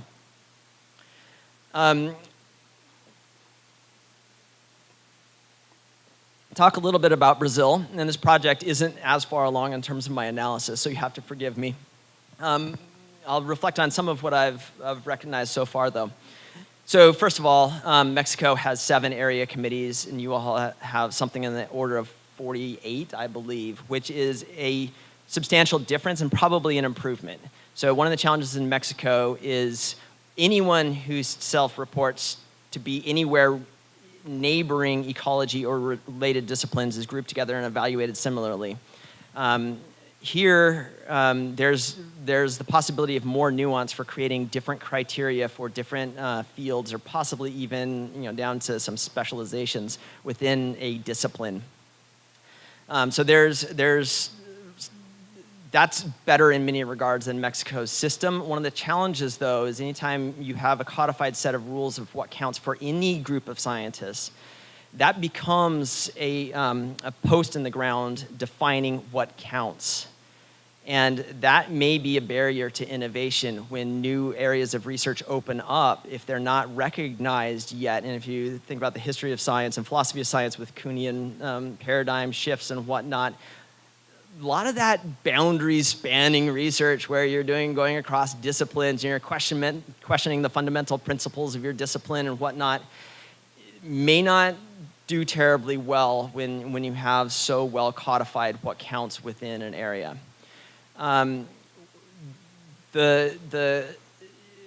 Most of Mexico's evaluation takes place on the level of the individual, whereas my understanding of Brazil is it's largely the graduate programs that are evaluated based on aggregations of the faculty and students who contribute to that program. But within your system, publication within a set of journals still counts heavily, and that set of journals is determined, as I understand, by the Qualis journal ranking system housed within CAPES. And Qualis counts publication productivity heavily in ranking university graduate programs. My understanding of the system is that it includes not just Web of Science, but also Scopus, and there's a nod at least towards Scielo within the journal evaluation process. So those, I know not everyone's gonna know Scielo. Scielo is it started in Sao Paulo, if I'm correct, but is now a global database of journals that are all open access. And this is amazing, and this is innovative, and this breaks down many of the barriers that I described in Mexico. I'll note that no one I spoke to in Mexico had ever heard of it. It is open to Mexico. It lists Mexican journals. No one in Mexico I spoke to, the 30 people I spoke to, had ever heard of it. So it does not yet have the credibility and traction in Mexico. And it also, within the community here, when I speak to scientists, it does not have the credibility, nor does the Qualis journal ranking system have a ton of credibility. Why? Because it strays from Web of Science. Within your community, many of the folks I spoke to define quality science with the Web of Science. And Qualis has avenues for selecting regional journals and elevating their importance within the journal ranking system. And many of you look at that as a politicization of science or a corruption of science, rather than an innovative policy mechanism to say the research that gets published in this journal matters to our country. So I would encourage you to reflect on, I don't know if it's done well or not, but the ability to select something outside of these commercial databases as important for your country is a hugely important policy tool that is innovative. It is amazing, and it will allow you to steer your research agenda actively toward the things that you value. So rather than questioning it because it is political, embrace it because it is political, and use your political power to elevate the importance of the journals that you think are important for Brazil, for South America, for your science. So it's a tool, it's a lever, use it. Scielo is amazing, but there's this. So Scielo itself is bought into Web of Science and English language international recognition as the be-all, end-all definition of good science. Scielo is so innovative. It is so amazing. I wish the United States and Europe is struggling to figure out how to produce something like this because we can't afford our own journals anymore. So we need Scielo in the United States. Scielo in Brazil is saying publish in English with international collaborators, and that is how we're going to identify good science. So this is a table of the different areas of publication that Scielo covers, and a percentage of reviews and original articles that are to appear in those journals in English. And there's a recommended, there's a minimum and there's a recommended. So if you look at exact and earth sciences, there's to be included in Scielo, they want to have a minimum of 70% of your articles in English and a recommended percentage of 85%. There goes the accessibility to the speakers of Portuguese. You don't have the financial barrier, but we are creating a linguistic barrier for many of the potential users of the knowledge produced in Brazil. And then the percentage of authors with foreign affiliation, they have a minimum of 30%, and they want a recommendation of 35%. Yes, there's a different set of questions that are really interesting scientifically that you can address when you collaborate internationally. But what ends up happening in many cases is you're not studying the topics that are of interest to Brazil. If you have to collaborate internationally, you're studying in many cases, at least a percentage of those cases, the topics that are of interest, the field sites that are of interest to researchers elsewhere. So Cielo is amazing. I wish there were a direct way to keep it in the languages of the journals based on where they're hosted. The trend is toward turning everything English. So I thought long and hard about how to end this on a hopeful note. My hopeful note is you have innovative policy tools. You have the Qualis Journal Rankings as a mechanism for elevating the importance of your important journals, and you have Cielo, which we envy to the extent that we even know it exists. We envy it. One quick note, Cielo had a huge victory in getting themselves integrated into the Web of Science interface. And if you talk to the folks at Cielo, this is an amazing innovation. This makes Brazil and Brazilian research and Spanish language research around the world known to the world. As a user of Web of Science in a different country, my university has to subscribe to the Cielo database through the Web of Science, and I have to click that I want to include that database in my searches. So Cielo is still completely invisible to the Web of Science user who's not going into the settings of the database and actively selecting to see the research here. So I looked long and hard for an optimistic note. You have some innovative policies, and I'm going to leave you there. So thank you all, and I look forward to the questions later.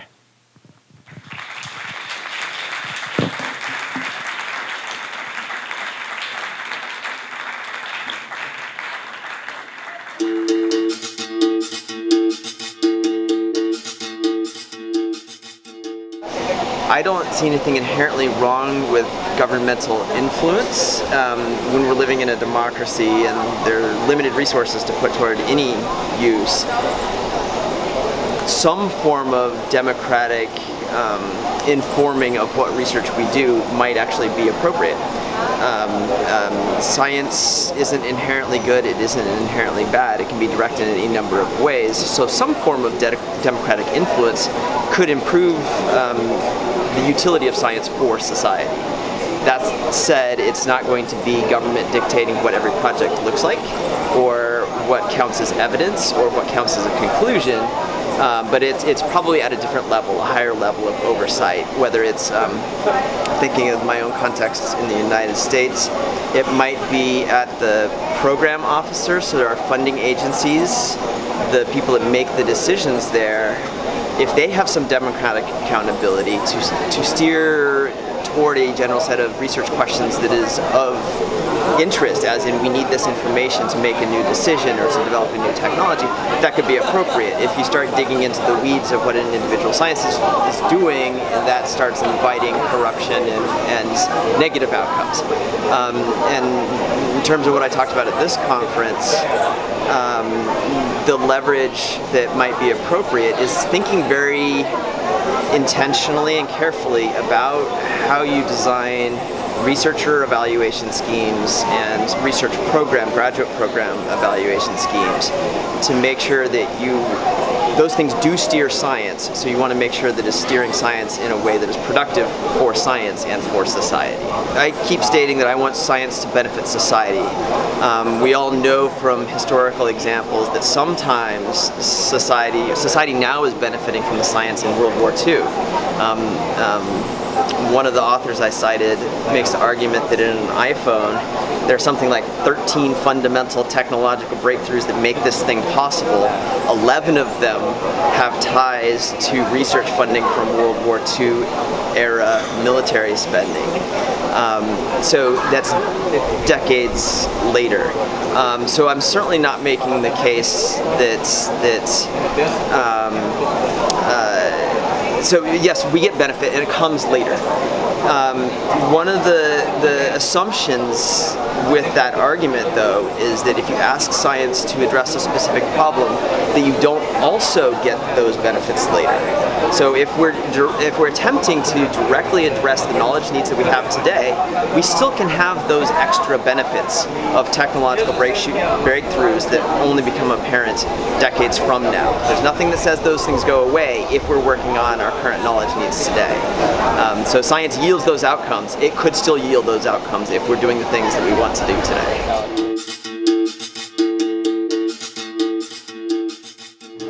Vamos então abrir uma rodada de debate, lembrando que as pessoas podem fazer a pergunta por escrito ou diretamente no microfone, é isso?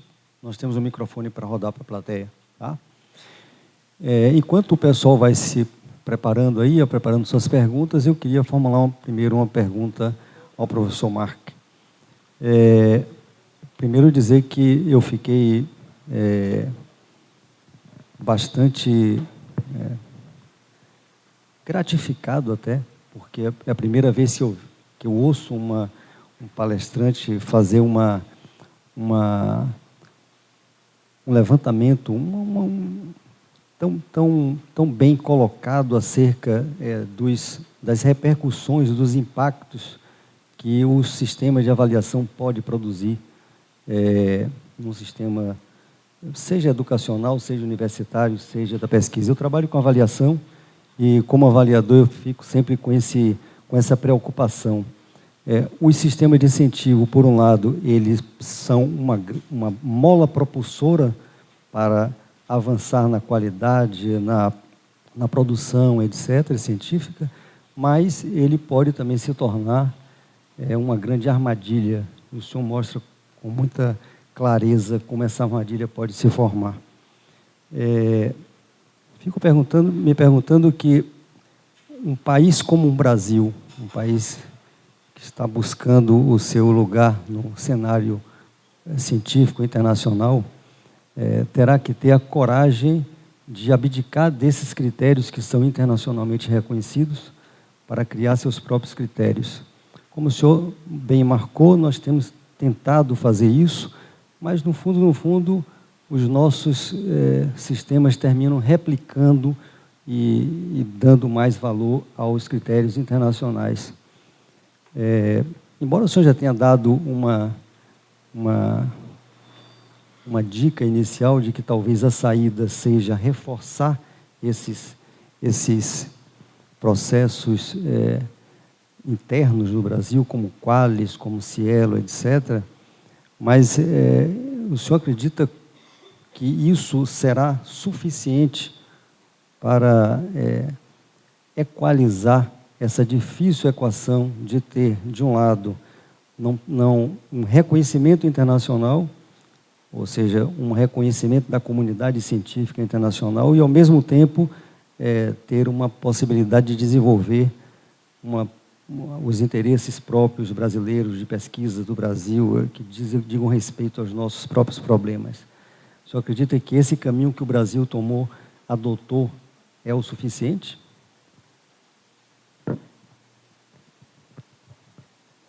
That's a very difficult question and a very important one, so thank you for asking. So could it be enough? So there are layers of potential pitfalls associated with any homogeneous evaluation scheme. I think I really am, I don't know if I even want to say optimistic. I'm impressed with Cielo and what it did against the scientific currents internationally in terms of creating and creating a database of regionally important journals and elevating their profile and making them open access for researchers, for potential users of that knowledge. That's amazing, and I would love to see that worldwide. That would fix a lot of our problems in the United States if we respected Cielo and entered into that. And would that be enough? Well, I mean, that addresses some of the problems I described. If we were talking during the break, there's nothing that says in Ciello's policies, in fact, they encourage this, publishing in 2 languages. Because there's a mandate not only to publish in a language that your users can read, but if some of those users are English-speaking scientists internationally, there's absolutely a benefit in publishing in a language that's accessible internationally. If your goal is either being recognized internationally or related to some problem that has international connections. I don't have an answer, but I would encourage reflection on how many of your scientific goals need strong international recognition to accomplish the good research that you want to accomplish. In that so much of ecology is about the dynamics of particular ecosystems that have characteristics that are regional. So Latin American ecological research, there's nothing that says it has to be directly tied to the research interests of North American or United States, Canadian, or even European research interests. To the extent that you have shared goals, absolutely make sure you're making the research available to those folks in those other countries who might speak those languages. If your goals are for of the use-inspired basic research sort, where you're trying to solve a regional problem or a local problem, something is specific to Portuguese or Portuguese and Spanish, then you might be best served by working in and publishing results in Portuguese and Spanish. Also with the caveat that some of the transdisciplinary engaged work that we're hearing about and that many others are proposing as a way of addressing the world's problems with science,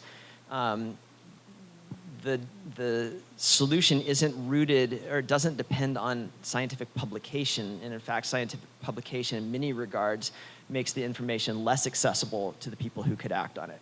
So it might not be about publication if your goal is solving a problem or working toward a solution on a given problem. Which again calls for, no one that I'm aware of has figured out how to do evaluation that doesn't introduce some of these problems. I have heard, and there was some discussion at dinner last night, and I've heard also that the United Kingdom, for example, rather than saying how many papers can you publish, how many times they've been cited in evaluation, says give us your, when a researcher is up for evaluation, they say give us your 2 most important papers and make a case for why this matters. If you have more than that, fine, we're not going to read them. I want to read your 2 papers that are most pivotal, most transformative, most important, and make a case for why it matters. And what that would do is it cuts down on the race toward ever more, ever more, ever more. It doesn't have to be tied toward publication in a particular language or in a particular outlet, in a particular database. It could be, if you had the freedom to design your own evaluation criteria, you could say, give us 2 final products.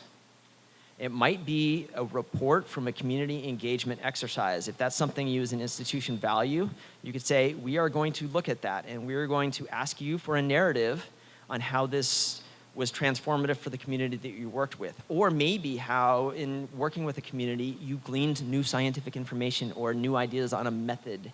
But then it would be up to the researcher to make a case, and it's a much more qualitative evaluation, divorced from any attachment to a particular journal, database, language, whatever. Like I said, I don't think anyone has totally figured it out. People do critique even that approach as diminishing legitimate cutting-edge science, even as others would defend it as creating space for legitimate cutting-edge science. Hopefully that answers your question.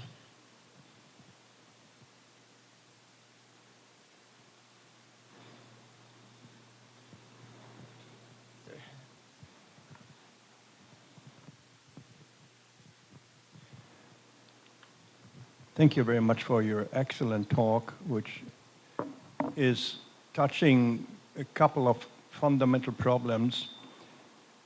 And I only want to go with one. One is the what I call the digital divide, the abandoning of the southern research, which is implicitly involved in what you are doing. And I would like to ask you what means countries like Brazil may take to counter that.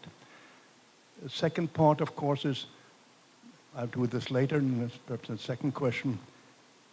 How should one behave who is doing transdisciplinary research?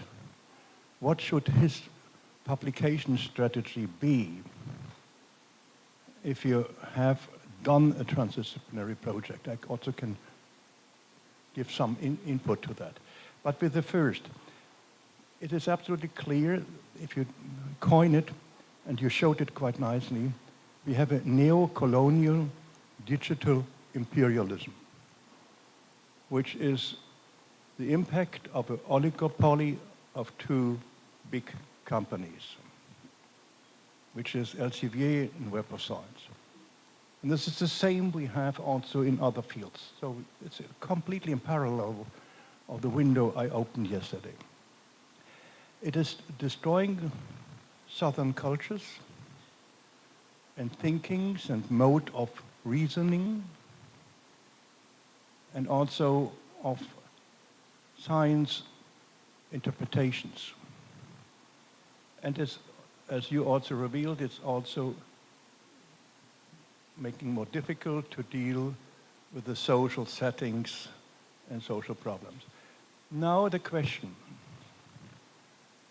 what countermeasures are thinkable to keep the people here in this institute and other places in the world game, which we can't change so fast, but keeping the needs of the country?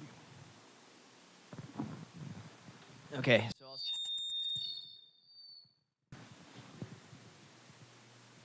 I will wait until that microphone is out of the way, is what I'll do. And I'll start with your final question, and I will offer, probably with all of the answers I'll provide today, I don't pretend to have the answers. This is, I think, I would ask us to push against an understanding of the science-society interface that's almost universal, which means we have few experiences with alternatives. So there are going to be some, if we challenge and if we push back, there are going to be some mistakes, and there are going to be some adverse consequences that are unintended. But I think we need to ask the question, we need to try some different models. And things may be won and things may be lost along the way, but you learn something through experimentation. So humility in, I offer some humility in offering my answers. But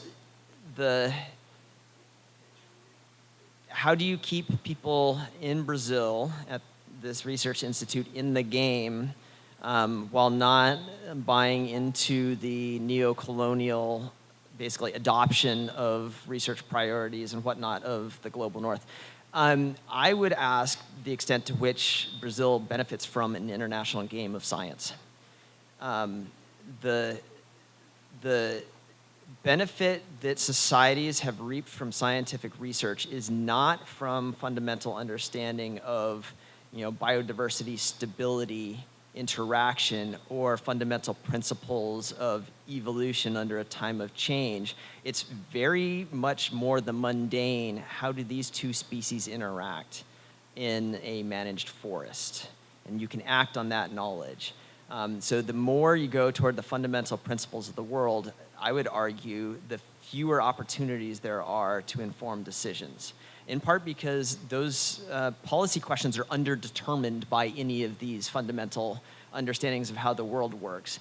And so none of those ecological insights are going to push policy inevitably in a better direction.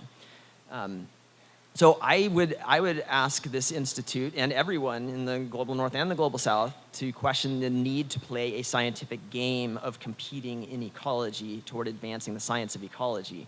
And instead consider how can those techniques, how can those methods, how can those insights help us to answer the questions that we have today to manage our world in a better way. And that may be more regional. I wouldn't say abandon some of these global questions, but I would urge some reflection on how much we focus on the global scale versus what matters to decision makers locally. So that's the answer to that one. The digital divide question, I would even offer a similar answer. Yes, there's a huge digital divide between the haves and the have-nots of technology, of scientific equipment, of access to the journals, and it's part and parcel of this. We've put science in the middle of market dynamic, and that market dynamic is steering science. I don't think that any country needs that market dynamic. If we could wholesale, I would advocate in the United States, I would advocate for my university to wholesale, everyone in the university agree, do not publish in Elsevier, do not publish in Web of Science, absolutely publish in the open access journals that are experimenting with different formats of publication that may be accessible to other forms of users of knowledge other than just another scientist in my subfield. That only works if the scientific enterprise writ large simultaneously makes that switch. Otherwise, anyone who makes that switch is shooting themselves in the foot. So how do you bridge the digital divide? I'd say science may progress best by embracing some of those divisions, embracing what is locally and regionally important for decision makers, the types and formats of knowledge that are important for those decision makers in those regions, not abandoning international scientific communication, but certainly abandoning the idea that that is the be-all, end-all of science and scientific publication. And I'm forgetting your middle question.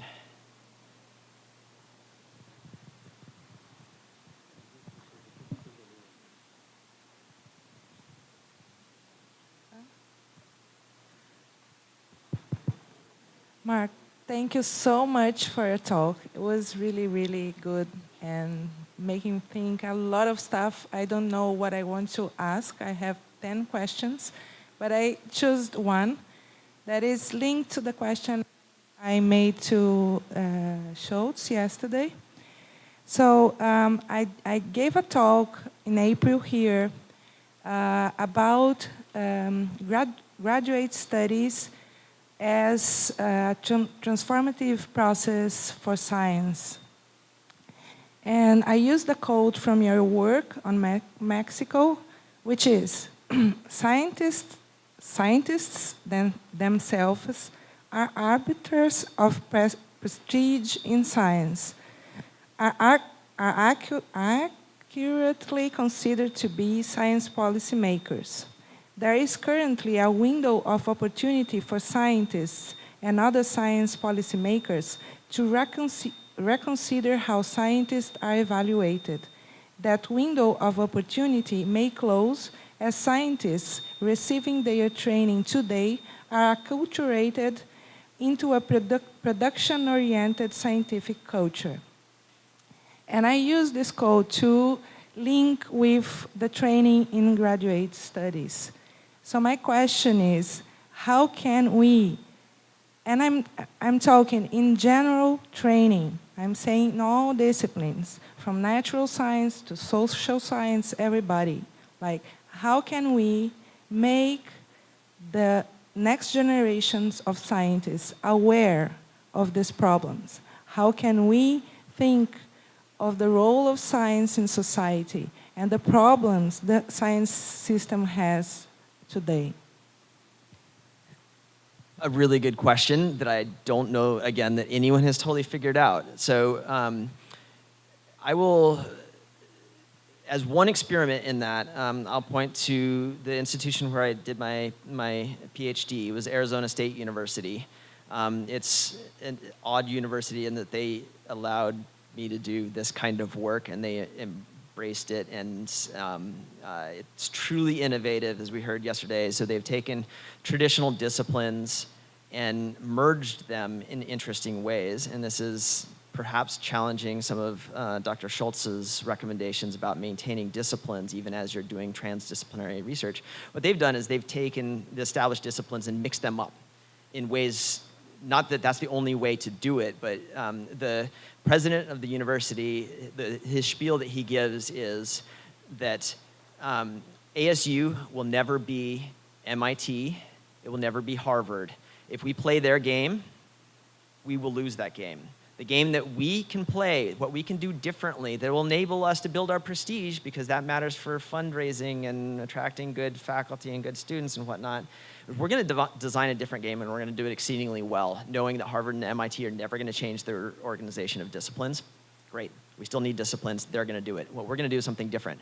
I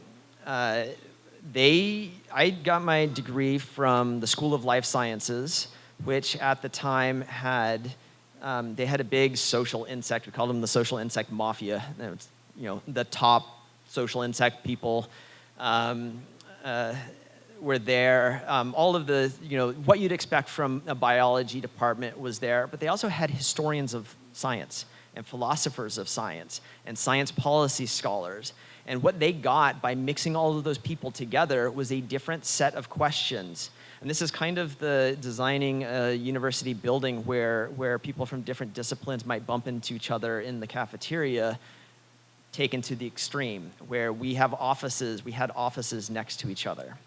And we evaluated each other, and it made everyone uncomfortable in a very productive way.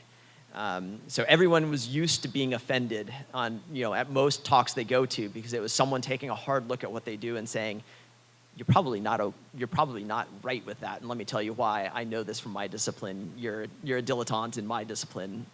So we got really comfortable with that, and I think that was productive. So that's one thing they did that was innovative. Another thing they did that was innovative, as we heard yesterday from Dr. Schultz, is American universities adopted in their general undergraduate requirements. We require undergraduates to take courses from a bunch of different disciplines before you get your specialization in biology or engineering. So Arizona State University required everyone to take a science in society class. And the motivation was this, that not only all of the issues that I mentioned are real in the world, and we have to grapple with them, and it's uncomfortable and difficult, and we're mostly not aware of these things. Not only is that the case, but also science and technology are absolutely transformative in society in an accidental way. And if you look at the United States, we're doing a ton of research on human enhancement, on human longevity enhancement, on human strength and intelligence enhancement. No one's asking, should we be doing these things? Because we have this linear understanding that, like, basic scientists do basic research. We don't ask them about what they're doing. We just know that we'll benefit in the end. And, well, those basic scientists doing what they're going to do are doing things like learning how to alter the genome of the human species in perpetuity towards specific goals. I'm not saying that's right or wrong, but this is something that in a democratic society we want to ask about. We want to have debates about. And so not only are the problems I mentioned alive and well, but in a world that's quickly and readily transformed by science and technology, we need to have the skill set to debate and discuss and make knowing decisions. So, you know, perhaps integrating some sort of an interdisciplinary history and philosophy of science, science and society type requirement is part of it. And I know that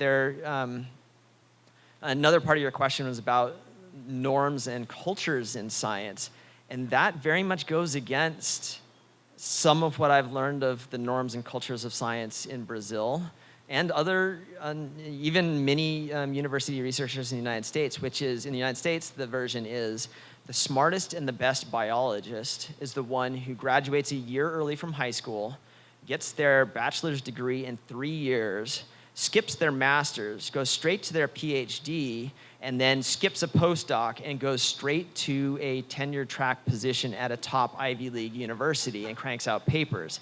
So any deviation from that is seen by the students. Some students are being told, you take a science and society course, you are wasting your time. Your highest calling, your highest purpose in life is to get to your ivory tower position as soon as you can, and humanity will be better if they have your wisdom. So get there fast. So it goes against, all of these things militate against the idea that, like, more science now, and requires more reflection, and that comes at a cost, and it means less depth elsewhere in your coursework.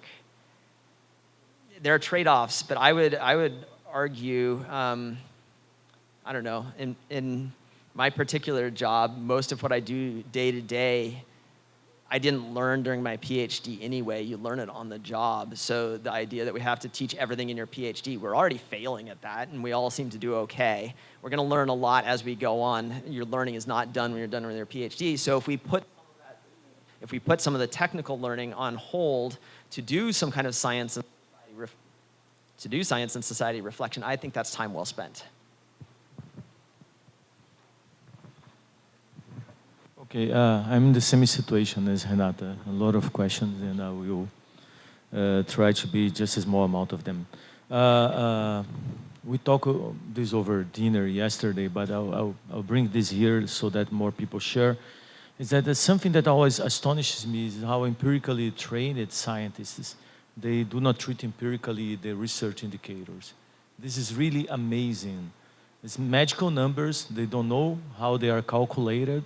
They don't know all the immense biases that are very well established in the literature on scientometrics, philosophy of science, sociology of science, and they believe the numbers and do not treat them empirically. So I think looking at universities of the future, as we are discussing here, what kind of critical formation are we giving these people? That they cannot see something so clear. So that's something that really astonishes me. And I have been trying to do this with my students in the class, and I have one of my students here who said, remember your class, because I was saying that we have a dying science. Because we keep playing the same game, but the rules have changed.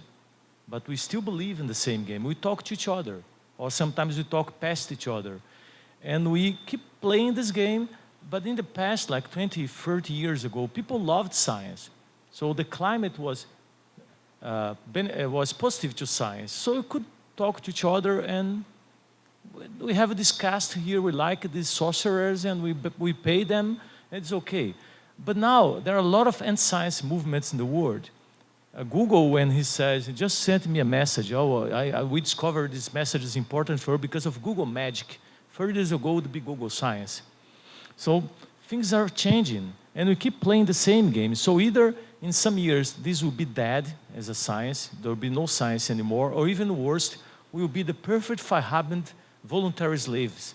We will be making products, and we will be in a mass factory of publishing papers to make products, and we'll be very happy as the voluntary slaves 500 against the method says, don't worry about science, there will be space for you in the future. So I think we have to play a different game. And I'd like to share two examples and then ask you to make a commentary on that. One example is the Education Committee in the National Research Council here, which I think is smartly enough, some years ago, make the whole education community get out of the moving target of average publications, saying, we evaluate for every 3 years 10 papers. If you have 10 top papers, nice for you, you publish 40, congratulations, we evaluate 10. And then give a very clear message to the education community. Don't do salami science. If you publish 2 to 3 very good papers in very well renowned journals that people read, and people, so using Qualis, not using Web of Science, using Qualis system, you are done. And then I was from the committee for 3 years, and we tested this empirically. Every time we make an evaluation, 700 projects, we would go and see the people who received the grants and ask them, can we discriminate between people with these 10 papers? If we can, don't ask for more. We are not counting papers per se. We have to make sensible decisions on funding. If we are making sensible decisions, 10 papers is enough. I left the committee and 10 papers were enough still. Perhaps in the future there will not be enough. We increase for 12, let's say. We do something else, but that's what we should do. We should treat this empirically. Another example is both the NSF, Environmental Science Division, because Samuel Scheiner, who also collaborates with us here, told us about that, and the Epidemiology Committee in the National Research Council in Brazil they ask the researcher to point the 5 most important papers for that specific project they are submitting, and the committee has to read the papers and say, well, this guy is doing sound, or this girl is doing sounding research, fund him, for fund her. Don't matter, if you publish 155 papers, you are telling us, these are the 5 most important papers, please read them and appraise my work, as you should appraise the work of every other colleague. Read the methods. These are sound results, it's well argued, test the hypothesis, do this, and then we evaluate. So I think, to finish, every time we discuss this kind of things, people say, we don't have any option. Our only option is to trust impact factor, trust citation indexes, but we have options. And people are not giving a damn about the options because they believe in these magical numbers. And I think this is so strange to talk about academic people that they believe magical numbers. It's really strange. Just a quick reflection on this believing in magical numbers. So I mentioned that I just recently went through the tenure process, and you have to write a narrative explaining all of your work and contextualizing it and whatnot. And I pulled no punches. I made this argument that you shouldn't be counting my publications, my citations. I was well within the comfort zone, so I felt good doing that. In terms of I had adequate citations and publications, so I could say, don't look over there. Engage on the ideas, and here are my ideas. And the ideas are, that stuff doesn't matter. And the response from one of my colleagues, a very well-meaning colleague, was to go through Web of Science and calculate my impact factors and my number of citations and the journals that they came from. And he wrote a whole nother narrative that he appended to my application for tenure as it went through the administration, saying, and by the way, there was some editorial in Nature that said, you can get something from quantitative metrics, and he stapled that on the front, and he sent it through the administration on my behalf, because he so believes in the magical numbers. So it's alive and well, and it's pernicious. There was a news piece in Science from a handful of years ago that's on my wall in my office that's a proposal from the United States has a defense, military-oriented funding body called the Defense Advanced Research Projects Administration. And it's use-inspired research to build the tools of tomorrow, mostly oriented around defense and military. So this is where a lot of the human enhancement stuff comes from. And there are really creepy projects that they fund on controlling brains externally. So can you put a patch on the back of someone's head and cause them to do something against their will? Yes, we're studying that. We're putting a lot of money into that. Here you go, world. You're very welcome. And we don't ask about it even within our country, let alone does the world have anything to say about this. One of their proposals is to automate research, because you can generate hypotheses via artificial intelligence. You can come up with big data research questions you can answer via algorithm without ever tapping into scientific brains. So they're proposing that it may be possible to build a computer system to skip all of us to churn out papers. How do they know it works? Well, they can get these things published in high impact factor journals. Therefore, it is meaningful research and should be rewarded. And they can outcompete us. So there goes job security. But like, the metric is so real that they're willing to say that this research that never had a human touch is worthwhile, and maybe more worthwhile than the work that we all are doing. So the metrics are real, and they're hard to question. All of us, to the extent that we reflect on it, we all work with a set of assumptions that are really hard to see because they are just accepted within our areas. And if you were to always go back and open up science studies, they call them black boxes, right? Issues that are closed, that you don't go ask within your statistical package if the coding is correct for the way it produces some result. You assume that works, and you don't ever open that black box. If you go through and you open all those black boxes, it would be paralyzing. You could never move forward. And the scientific community, by and large, has accepted and created a black box around Web of Science impact factor evaluations, and we don't open that box. One of the reasons it's hard to do that is it comes at a huge cost to open all of those black boxes that are in our underlying assumptions. It's a social cost and a personal cost. My colleague who wrote that narrative saying, look how important his work is, here's his impact factor. One of the reasons he did that, and he's a really nice person, so I don't mean to be derisive about him, he has staked his personal identity as an academic on his publications.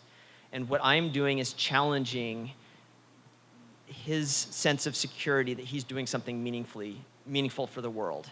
And that's a personal challenge to him. And he's a good spirit and he takes it in stride, but it is total cognitive dissonance for him that the way he's been self-evaluating might not be the best way to self-evaluate. And the way he's built and promoted his career might not be the be-all, end-all. So, I mean, I am not, this is a funny thing to say, I'm a very competition-oriented person in my personal life. You know, if you say, let's go for a run, I'm going to try to finish before you. I'm very competition-oriented. I always try to be the first, the best, whatever in my personal life. I have a strong conviction that that dynamic in academia is undermining all that we do. The race to be best, the race to be first is undermining quality, it's undermining innovation. It's codified in this production-oriented system, and it is a problem for what we do. So even as a competitive person, I don't want that competition in science. There's no reason we have to be so competitive other than we self-impose and we create our internal hierarchies of like, I'm a better scientist than my colleague. How do I know that? Well, look at the numbers. There's that instinct, and then there's the accountability. In the United States, this is a long answer, I apologize. In the United States, in the era of Ronald Reagan and since, and Margaret Thatcher in the UK, has been all about downsizing government. And there was a big push in the United States for every government dollar to be explainable. What do we get from that? And I understand that, right? You don't want to spend your money wastefully. But the way the scientific community dealt with that is by elevating the importance of production. How do you know I got something? Well, you're not looking at the inner workings of what we do, but look, count our products. Our products are papers, our products are citations. And this is the way we defended the National Science Foundation from attack from a Republican Congress that was hostile to government spending. And that's a legitimate need, right? So I am a fan of science. Don't read anything I say to mean otherwise. I'm a fan of science because it can do amazing things for the world and for people. So if the National Science Foundation had been gutted in the Reagan era or since, that would be a huge loss for our country. And so that was a necessary response, but a problematic response at the same time. And I really do think, you know, to go back to your question, there's a closing window of opportunity because this really is all of my colleagues, many of the folks I spoke to in Mexico, Brazil, and Peru, and Canada, see this as a done deal. Web of Science is good science. If you don't publish in Web of Science, you are not doing good science. And students especially are growing up, they're being trained in that zeitgeist, in that mode of thinking.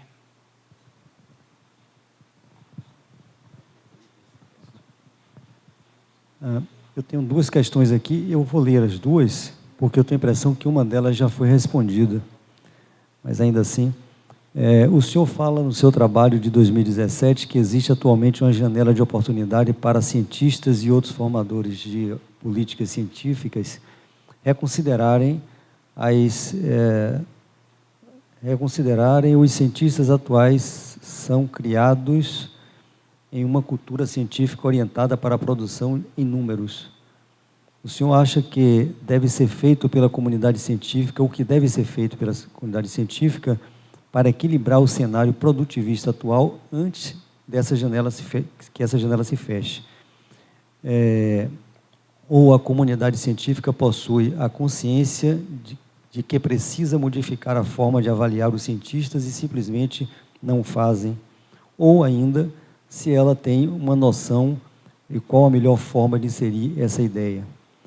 A segunda questão diz respeito a... Gostaria de saber como é a reação quando o senhor apresenta essa palestra com esse tema em eventos em seu país. Tem uma dúvida aqui, que se a informação sobre pesquisas publicadas falsas é em geral ou uma área específica, ou se há um recorte de acidentes baseados em uso de pesquisas publicadas.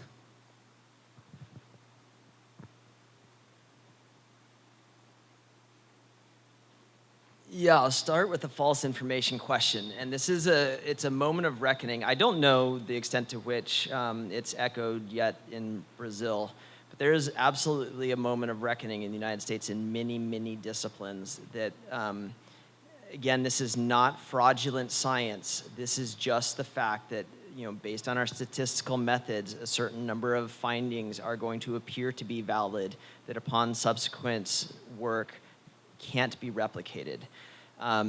It's a huge moment of reckoning in the United States, and discipline after discipline have tried to deal with this. There are a lot of journals that have made explicit policies to not accept papers that refer to p-values. Instead, they want to know effect sizes and confidence intervals, because it allows a lot more nuanced understanding of the phenomena they're trying to describe. That said, even those journals that have those policies occasionally go back and they look, and most of the papers they're publishing, the editors and the reviewers don't catch that, and they're still mostly publishing based on p-values, meeting the threshold of alpha is 0.05. So is there evidence that it's happening? Absolutely. Many disciplines have hosted long and controversial and difficult sessions trying to figure out what to do about it, especially in a political climate that is generally unfriendly to science in the United States. So how do you acknowledge failure, which is what science is all about? Remember, in the philosophy of science, our understanding today is not accurate by our standards tomorrow. So our standards today are going to be less valid than they will be tomorrow. So our standards today, our understanding today, is in some regards false. And we know that and we embrace that, because that's the notion of scientific knowledge improving through time. But how do you acknowledge that subtlety and something bigger about the inability to replicate findings in a political climate that says science is just fake news anyway? Why do we have to listen? That's a real challenge that nobody knows how to do it, but certainly hiding that fact is not the answer. Those people who want to poke holes in science are intelligent. They can see, they can read the literature and find inconsistencies. They can see that disciplines are dealing with that. They're finding that information. So pretending, sticking our head in the sand and pretending the problem doesn't exist is not the answer. Are there impacts from it? There are absolutely impacts from it, and there's evidence of that. So it started largely, from my understanding, in biomedical fields where there are pharmaceutical companies that want to make money based on the basic research. So they're dipping into that pool of knowledge and saying, that looks helpful. I'm going to see if I can develop a treatment based on that, and they're finding that they can't even replicate the study. So there's evidence that that's happening. You can quantify what that's costing these pharmaceutical companies. You can quantify the billions of dollars of federal research that have not been, that have been yielded published products that are now questioned in terms of their validity. And that number, I just looked at one of the sources yesterday reflecting on this, and that number, I don't remember the exact time period, but it was in the tens of billions of dollars of research that is now recognized as not being replicable over recent decades in the United States. So it's a substantial problem. It's the elephant in the room in many, many discussions. And that relates to the other half of the question is, what happens in a room of scientists when you broach these questions, whether it's the results I presented today or the lack of replicability of findings. And it's a varied story. So much of my research is interacting with scientists and asking them sometimes to play a game with cards about research priorities and all kinds of stuff.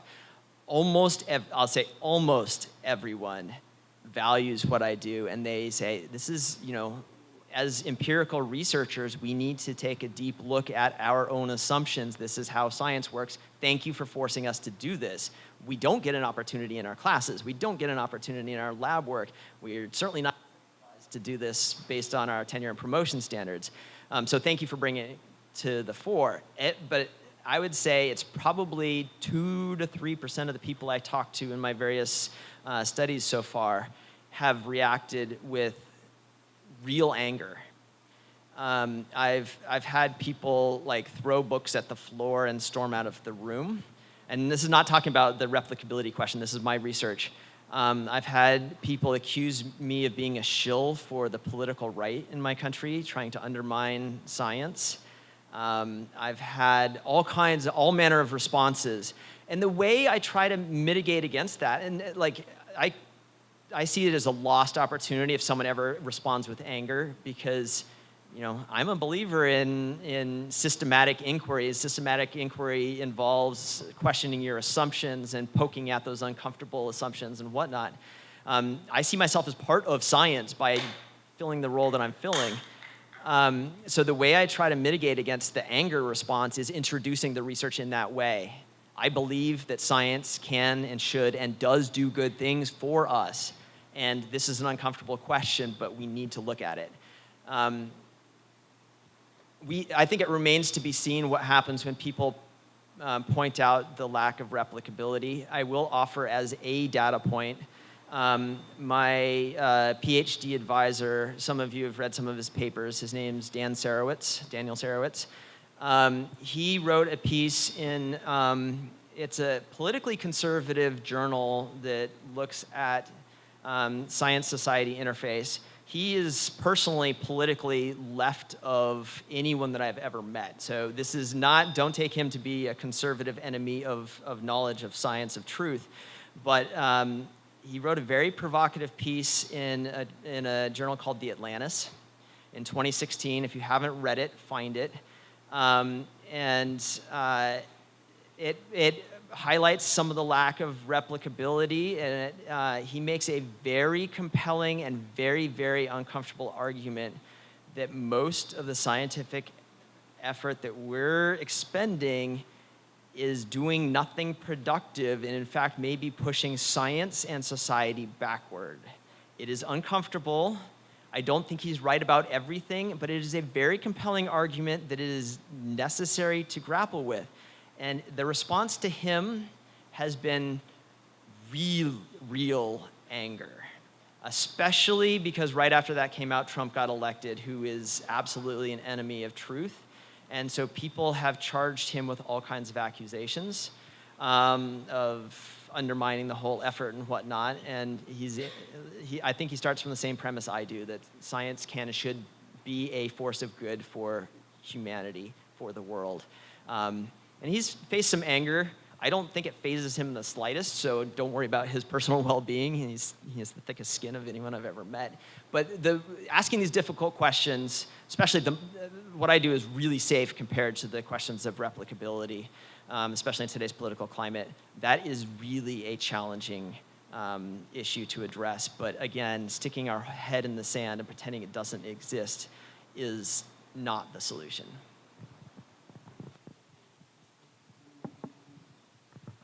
Sure, yeah. How do you think Sci-Hub is changing access to scientific papers? Is there any negative aspect, or do you think it's a good start to discuss more open access? And I apologize, I can't read the name of the author of that question, but I will say that is a very good question. What is it? Larissa? Okay, a very good question, so thank you for asking. Sci-Hub is not widely recognized, but that kind of thing has different, I say not widely recognized, I'm referring to the people I spoke with, and I spoke with people in Mexico between 5 and 2 years ago, and the people in Brazil between 2 and 1 year ago, and whatever. So some of the information I have is dated. And in the United States, most people don't know about Sci-Hub, but they know of stuff like that. And that's, there are a bunch of variants of open access. most research universities in the United States have some kind of a repository for journal articles produced by scholars housed there. And usually most publishers in the United States say you can't make available the final formatted published version, but you can make available on your website, freely available, the final version that you submitted to the journal. So all the Word file or a PDF file made from that Word that is formatted as you submitted it, you can make available on your website. And that's one format of open access that many universities are doing in the United States, and that's largely because the library community, even as many in the scientific community are not aware, the library community is frustrated and hyper aware of this because they're the ones that have to pay the bills and have to figure out how to get access to all of this stuff and think about knowledge diffusion and flow through society. So the librarians are taking the lead in making these repositories available at universities, at institutions. My understanding in the United States, that came about at a point, and I'm not going to remember the exact year, but it was 10-ish years ago, where a couple of the big, well-respected universities said, our scholars are not going to publish anything that is not made available open access. What we do here at Harvard and Yale and Stanford is so important that we're depriving the world, and it's an unfair characterization, but they basically said, we have the prestige and the power to do this, we're gonna do this. We're gonna make our information freely available. And what the publishers did is they didn't make their journals freely available, of course not. They came up with an exception, a backdoor, so that the people at those institutions could make their scholarship available without undermining their profit-oriented publishing house. And that was the creation of these university and other, sometimes funding body repositories where you can put these pre-publication versions of papers. That is changing science. It is absolutely changing the way people access information. It is lowering a lot of the financial barriers to accessing information. So too are many of the open access journals that are operated either by nonprofit scholarly institutions or even for-profit companies. They're lowering those barriers. And a lot of those invert the payment mechanism. And perhaps many of you are already familiar, but the way this works is someone who's publishing a paper, if I want to publish a paper, I have to pay, it's usually to the tune of $2,000 to $5,000 US to get it published in some of these open access journals. And those are the fees associated with running and maintaining a journal. And then everyone can access it for free. So it's putting the burden of payment on the researcher. And almost always in the United States, if the researcher has a grant, they can turn around and ask the grant to pay for it. Many universities also have started funds where they take some of the overhead that I mentioned in my talk, and they dedicate some of that overhead money toward covering those expenses for researchers there. So those are innovative ways of changing the system, and this is where experimentation is great. They all have problems, but they're all at least attempts to solve some of these issues that I've described. One of the problems that they invite is it's increasingly difficult to understand which journals are legitimate and which ones are fraudulent money mills. There are journals out there that will publish papers, and there are great examples of this, that this journal is a fraud, this journal is a fraud, is the abstract and the entire text of the paper. And if you submit $2,000, you will get it published in that journal saying, this journal is a fraud, this journal is a fraud, as the only words in the article. And they're happy to publish it because you paid them $2,000. So there are real problems, and not all of them are obvious frauds like that. When it gets to the fringes of what counts as science, it becomes really hard to tell which journals are legitimate. When some of us are advocating transdisciplinary work, working with a community, there are scientists who put on their technical hats and say, that's not what science looks like. When I see that in a journal, you know what that means to me? This is a fraudulent journal. I don't value it. I won't evaluate my peers well that publish in it. I will discount that whole journal because they're willing to, scientists are talking to people in that journal, right? So the boundary work as a phenomenon is alive and well in these journals. There's legitimate fraud, and then it's a gray line, and there's not a line, it's a gray zone between that and highly recognized, prestigious open access journals.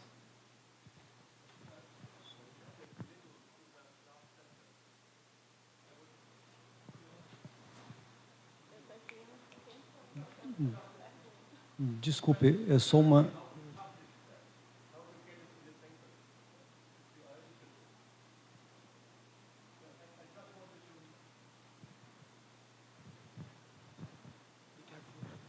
Well, I have gained a lot of experience with publishing transdisciplinary papers and how to shape them that they become acceptable to colleagues of that kind you described.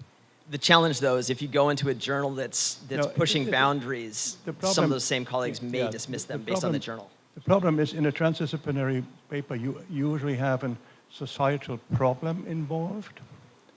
You have a process, and you have some science theory. And if you pack them together, it's impossible to write an 8,000 or 5,000 word paper. So you have to separate that. On the one hand, you write on the scientific problem, the second on the process, on the transdisciplinary process, and third on the theory. Then it works, and then it becomes understandable to the colleagues of that type. But again, the challenge stands is if you're going to the Web of Science, you can say this journal counts as legitimate. Once you enter the world of open access, regardless of what's in the journals, you lose the strong signifier, this journal is legitimate, this one is not. And so you enter a gray zone where people will disagree with one another. Bom dia. Obrigada pela sua brilhante apresentação. Eu sou servidora licenciada do órgão de meio ambiente aqui do estado da Bahia e, atualmente, nos últimos 2 anos, tenho atuado no terceiro setor, em ONG. Então, portanto,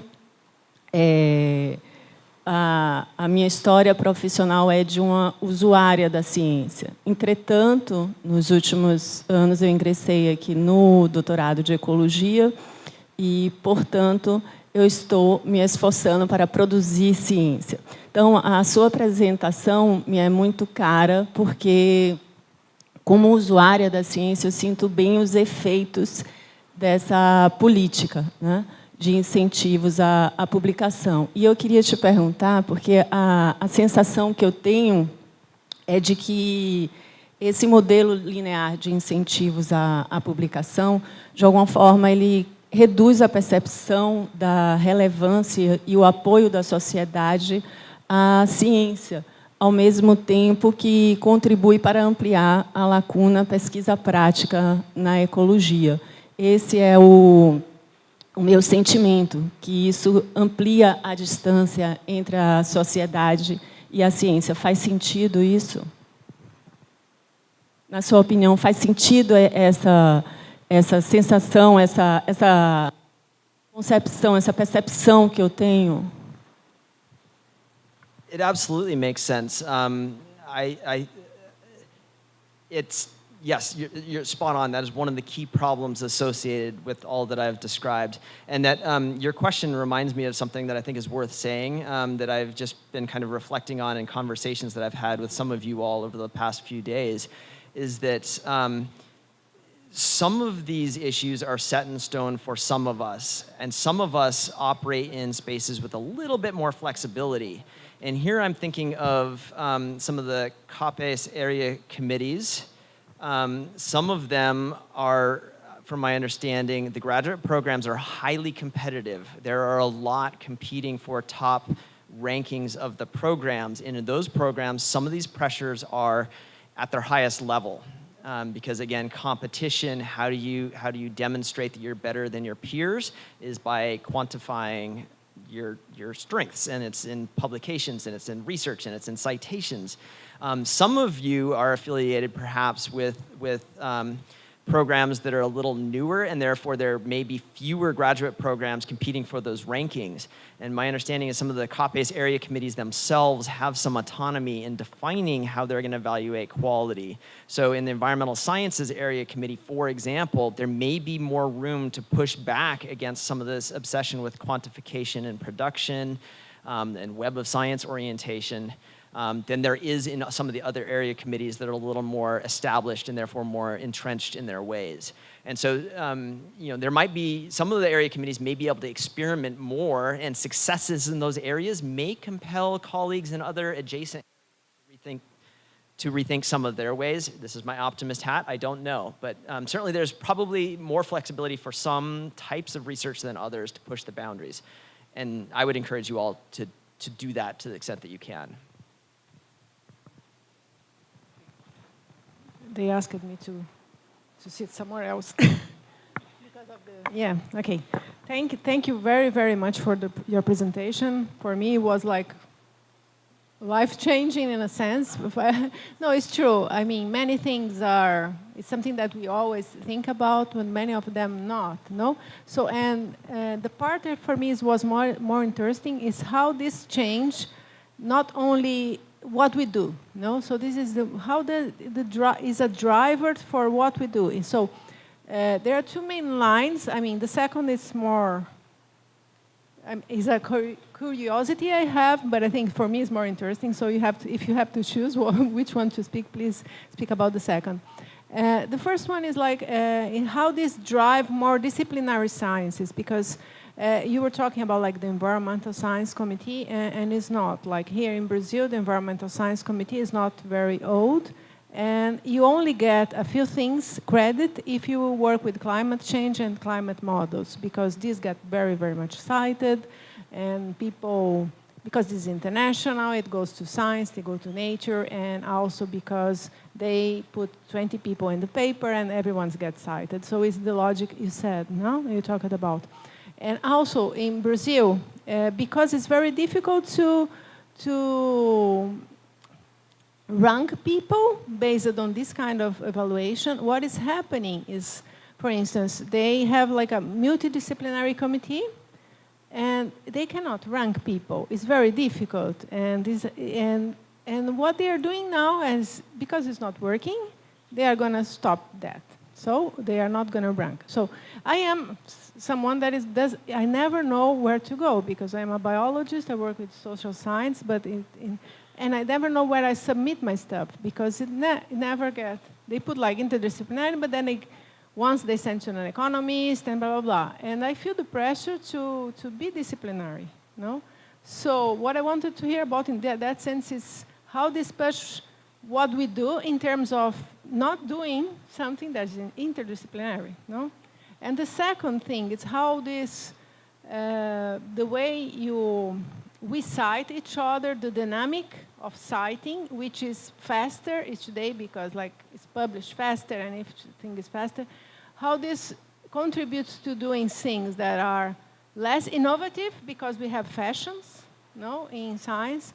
So in conservation, this is really, really clear in my area. Once we worked with one thing like it's economic incentives, no, like ICDPs, then it became red, and it's like these fashions, and everyone has to do that, and people go to do that because we are going to be cited. And the opposite round is how this may contribute to, how was the word?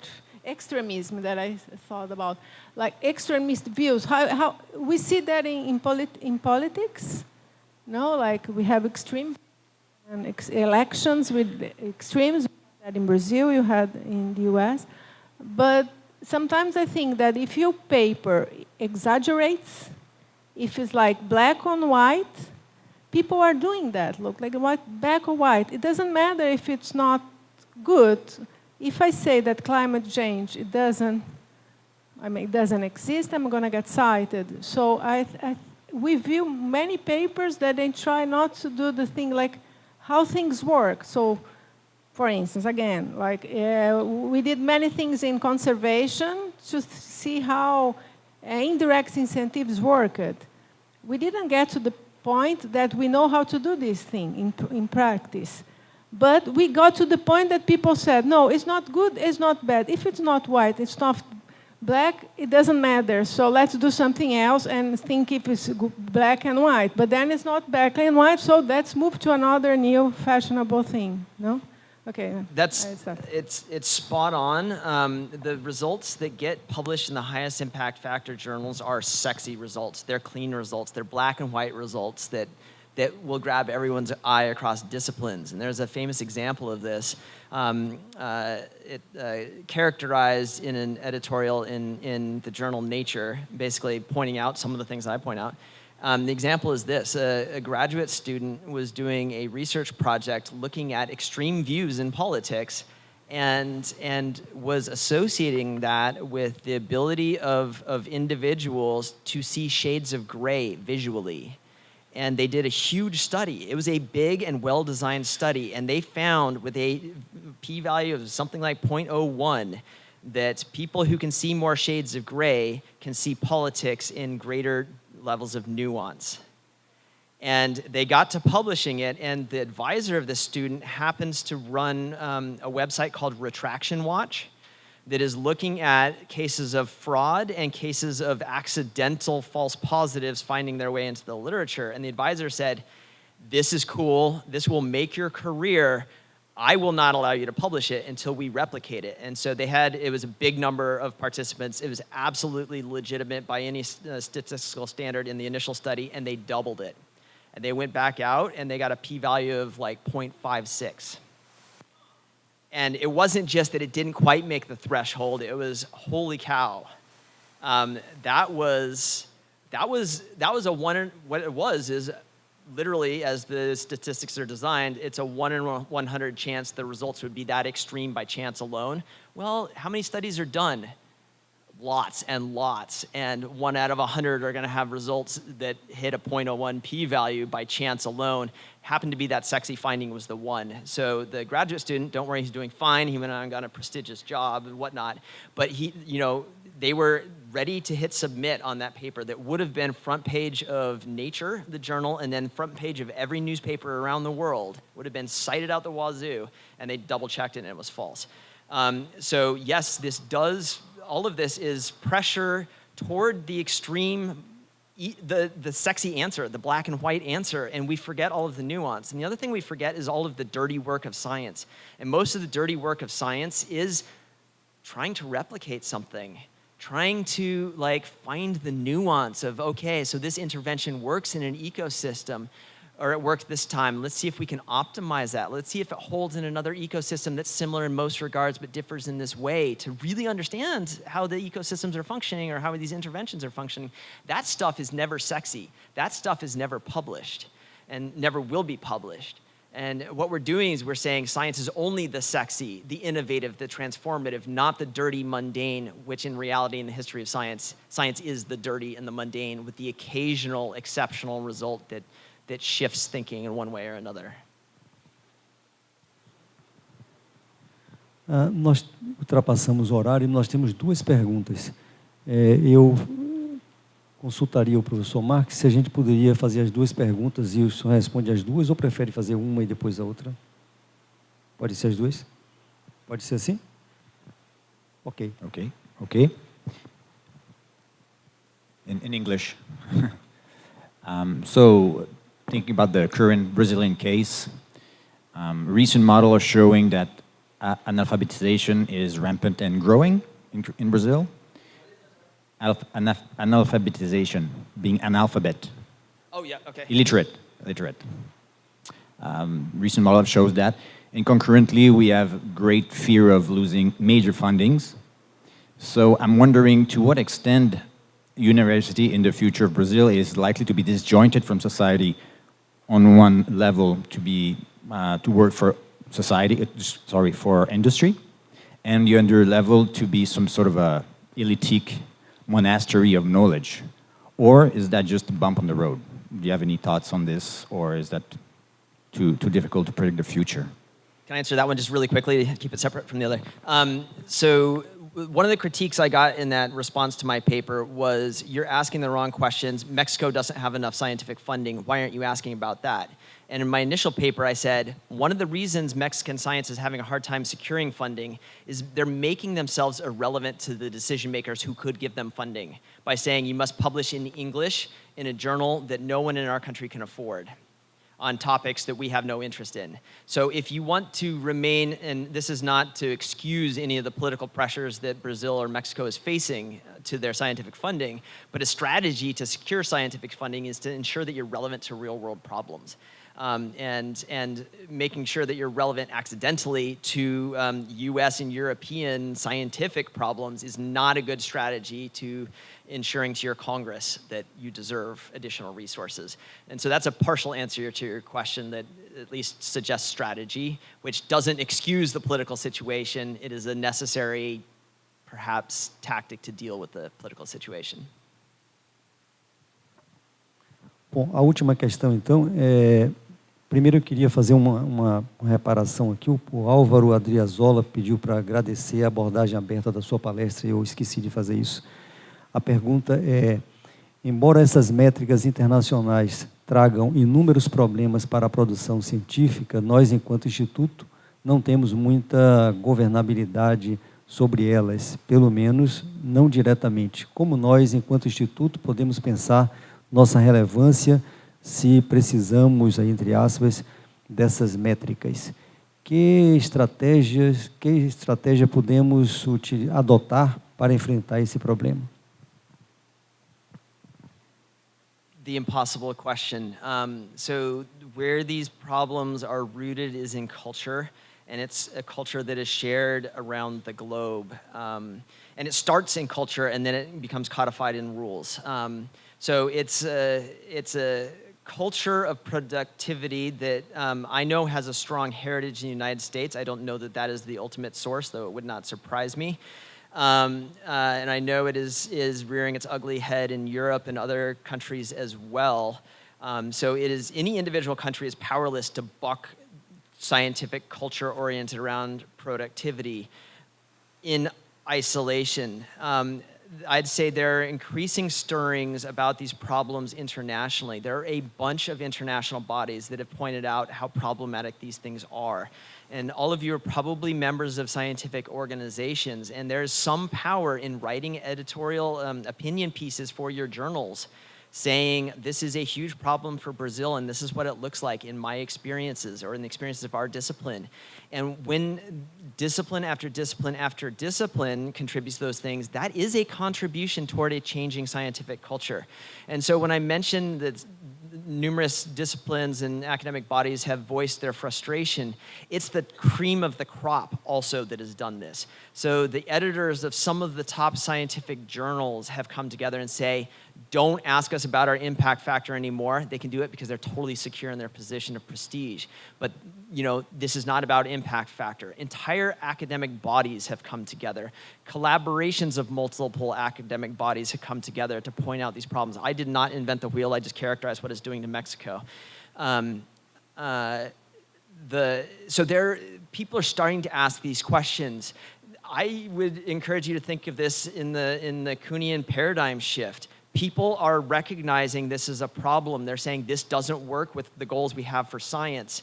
And when enough people say this does not work with the methods and purposes and goals of science, there will be a shift, and it will come with a generational shift. If we don't lose the younger incoming students that we're training now in understanding how science works in the world. So keep pushing for that paradigm shift. Some of you may eventually find yourselves in some position of power within CAPES or elsewhere.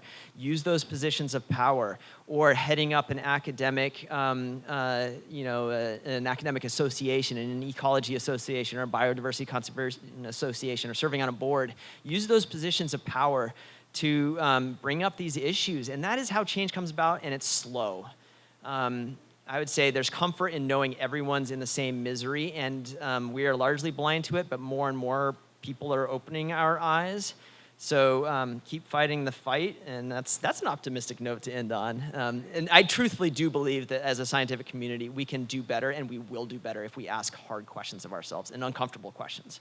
So thank you all sincerely for the opportunity to come. It's really meaningful to me to have people read and work with these ideas, and to have some optimism that hopefully it helps your institution as you're thinking about the next 50 years coming. So thank you all for the opportunity. I appreciate it.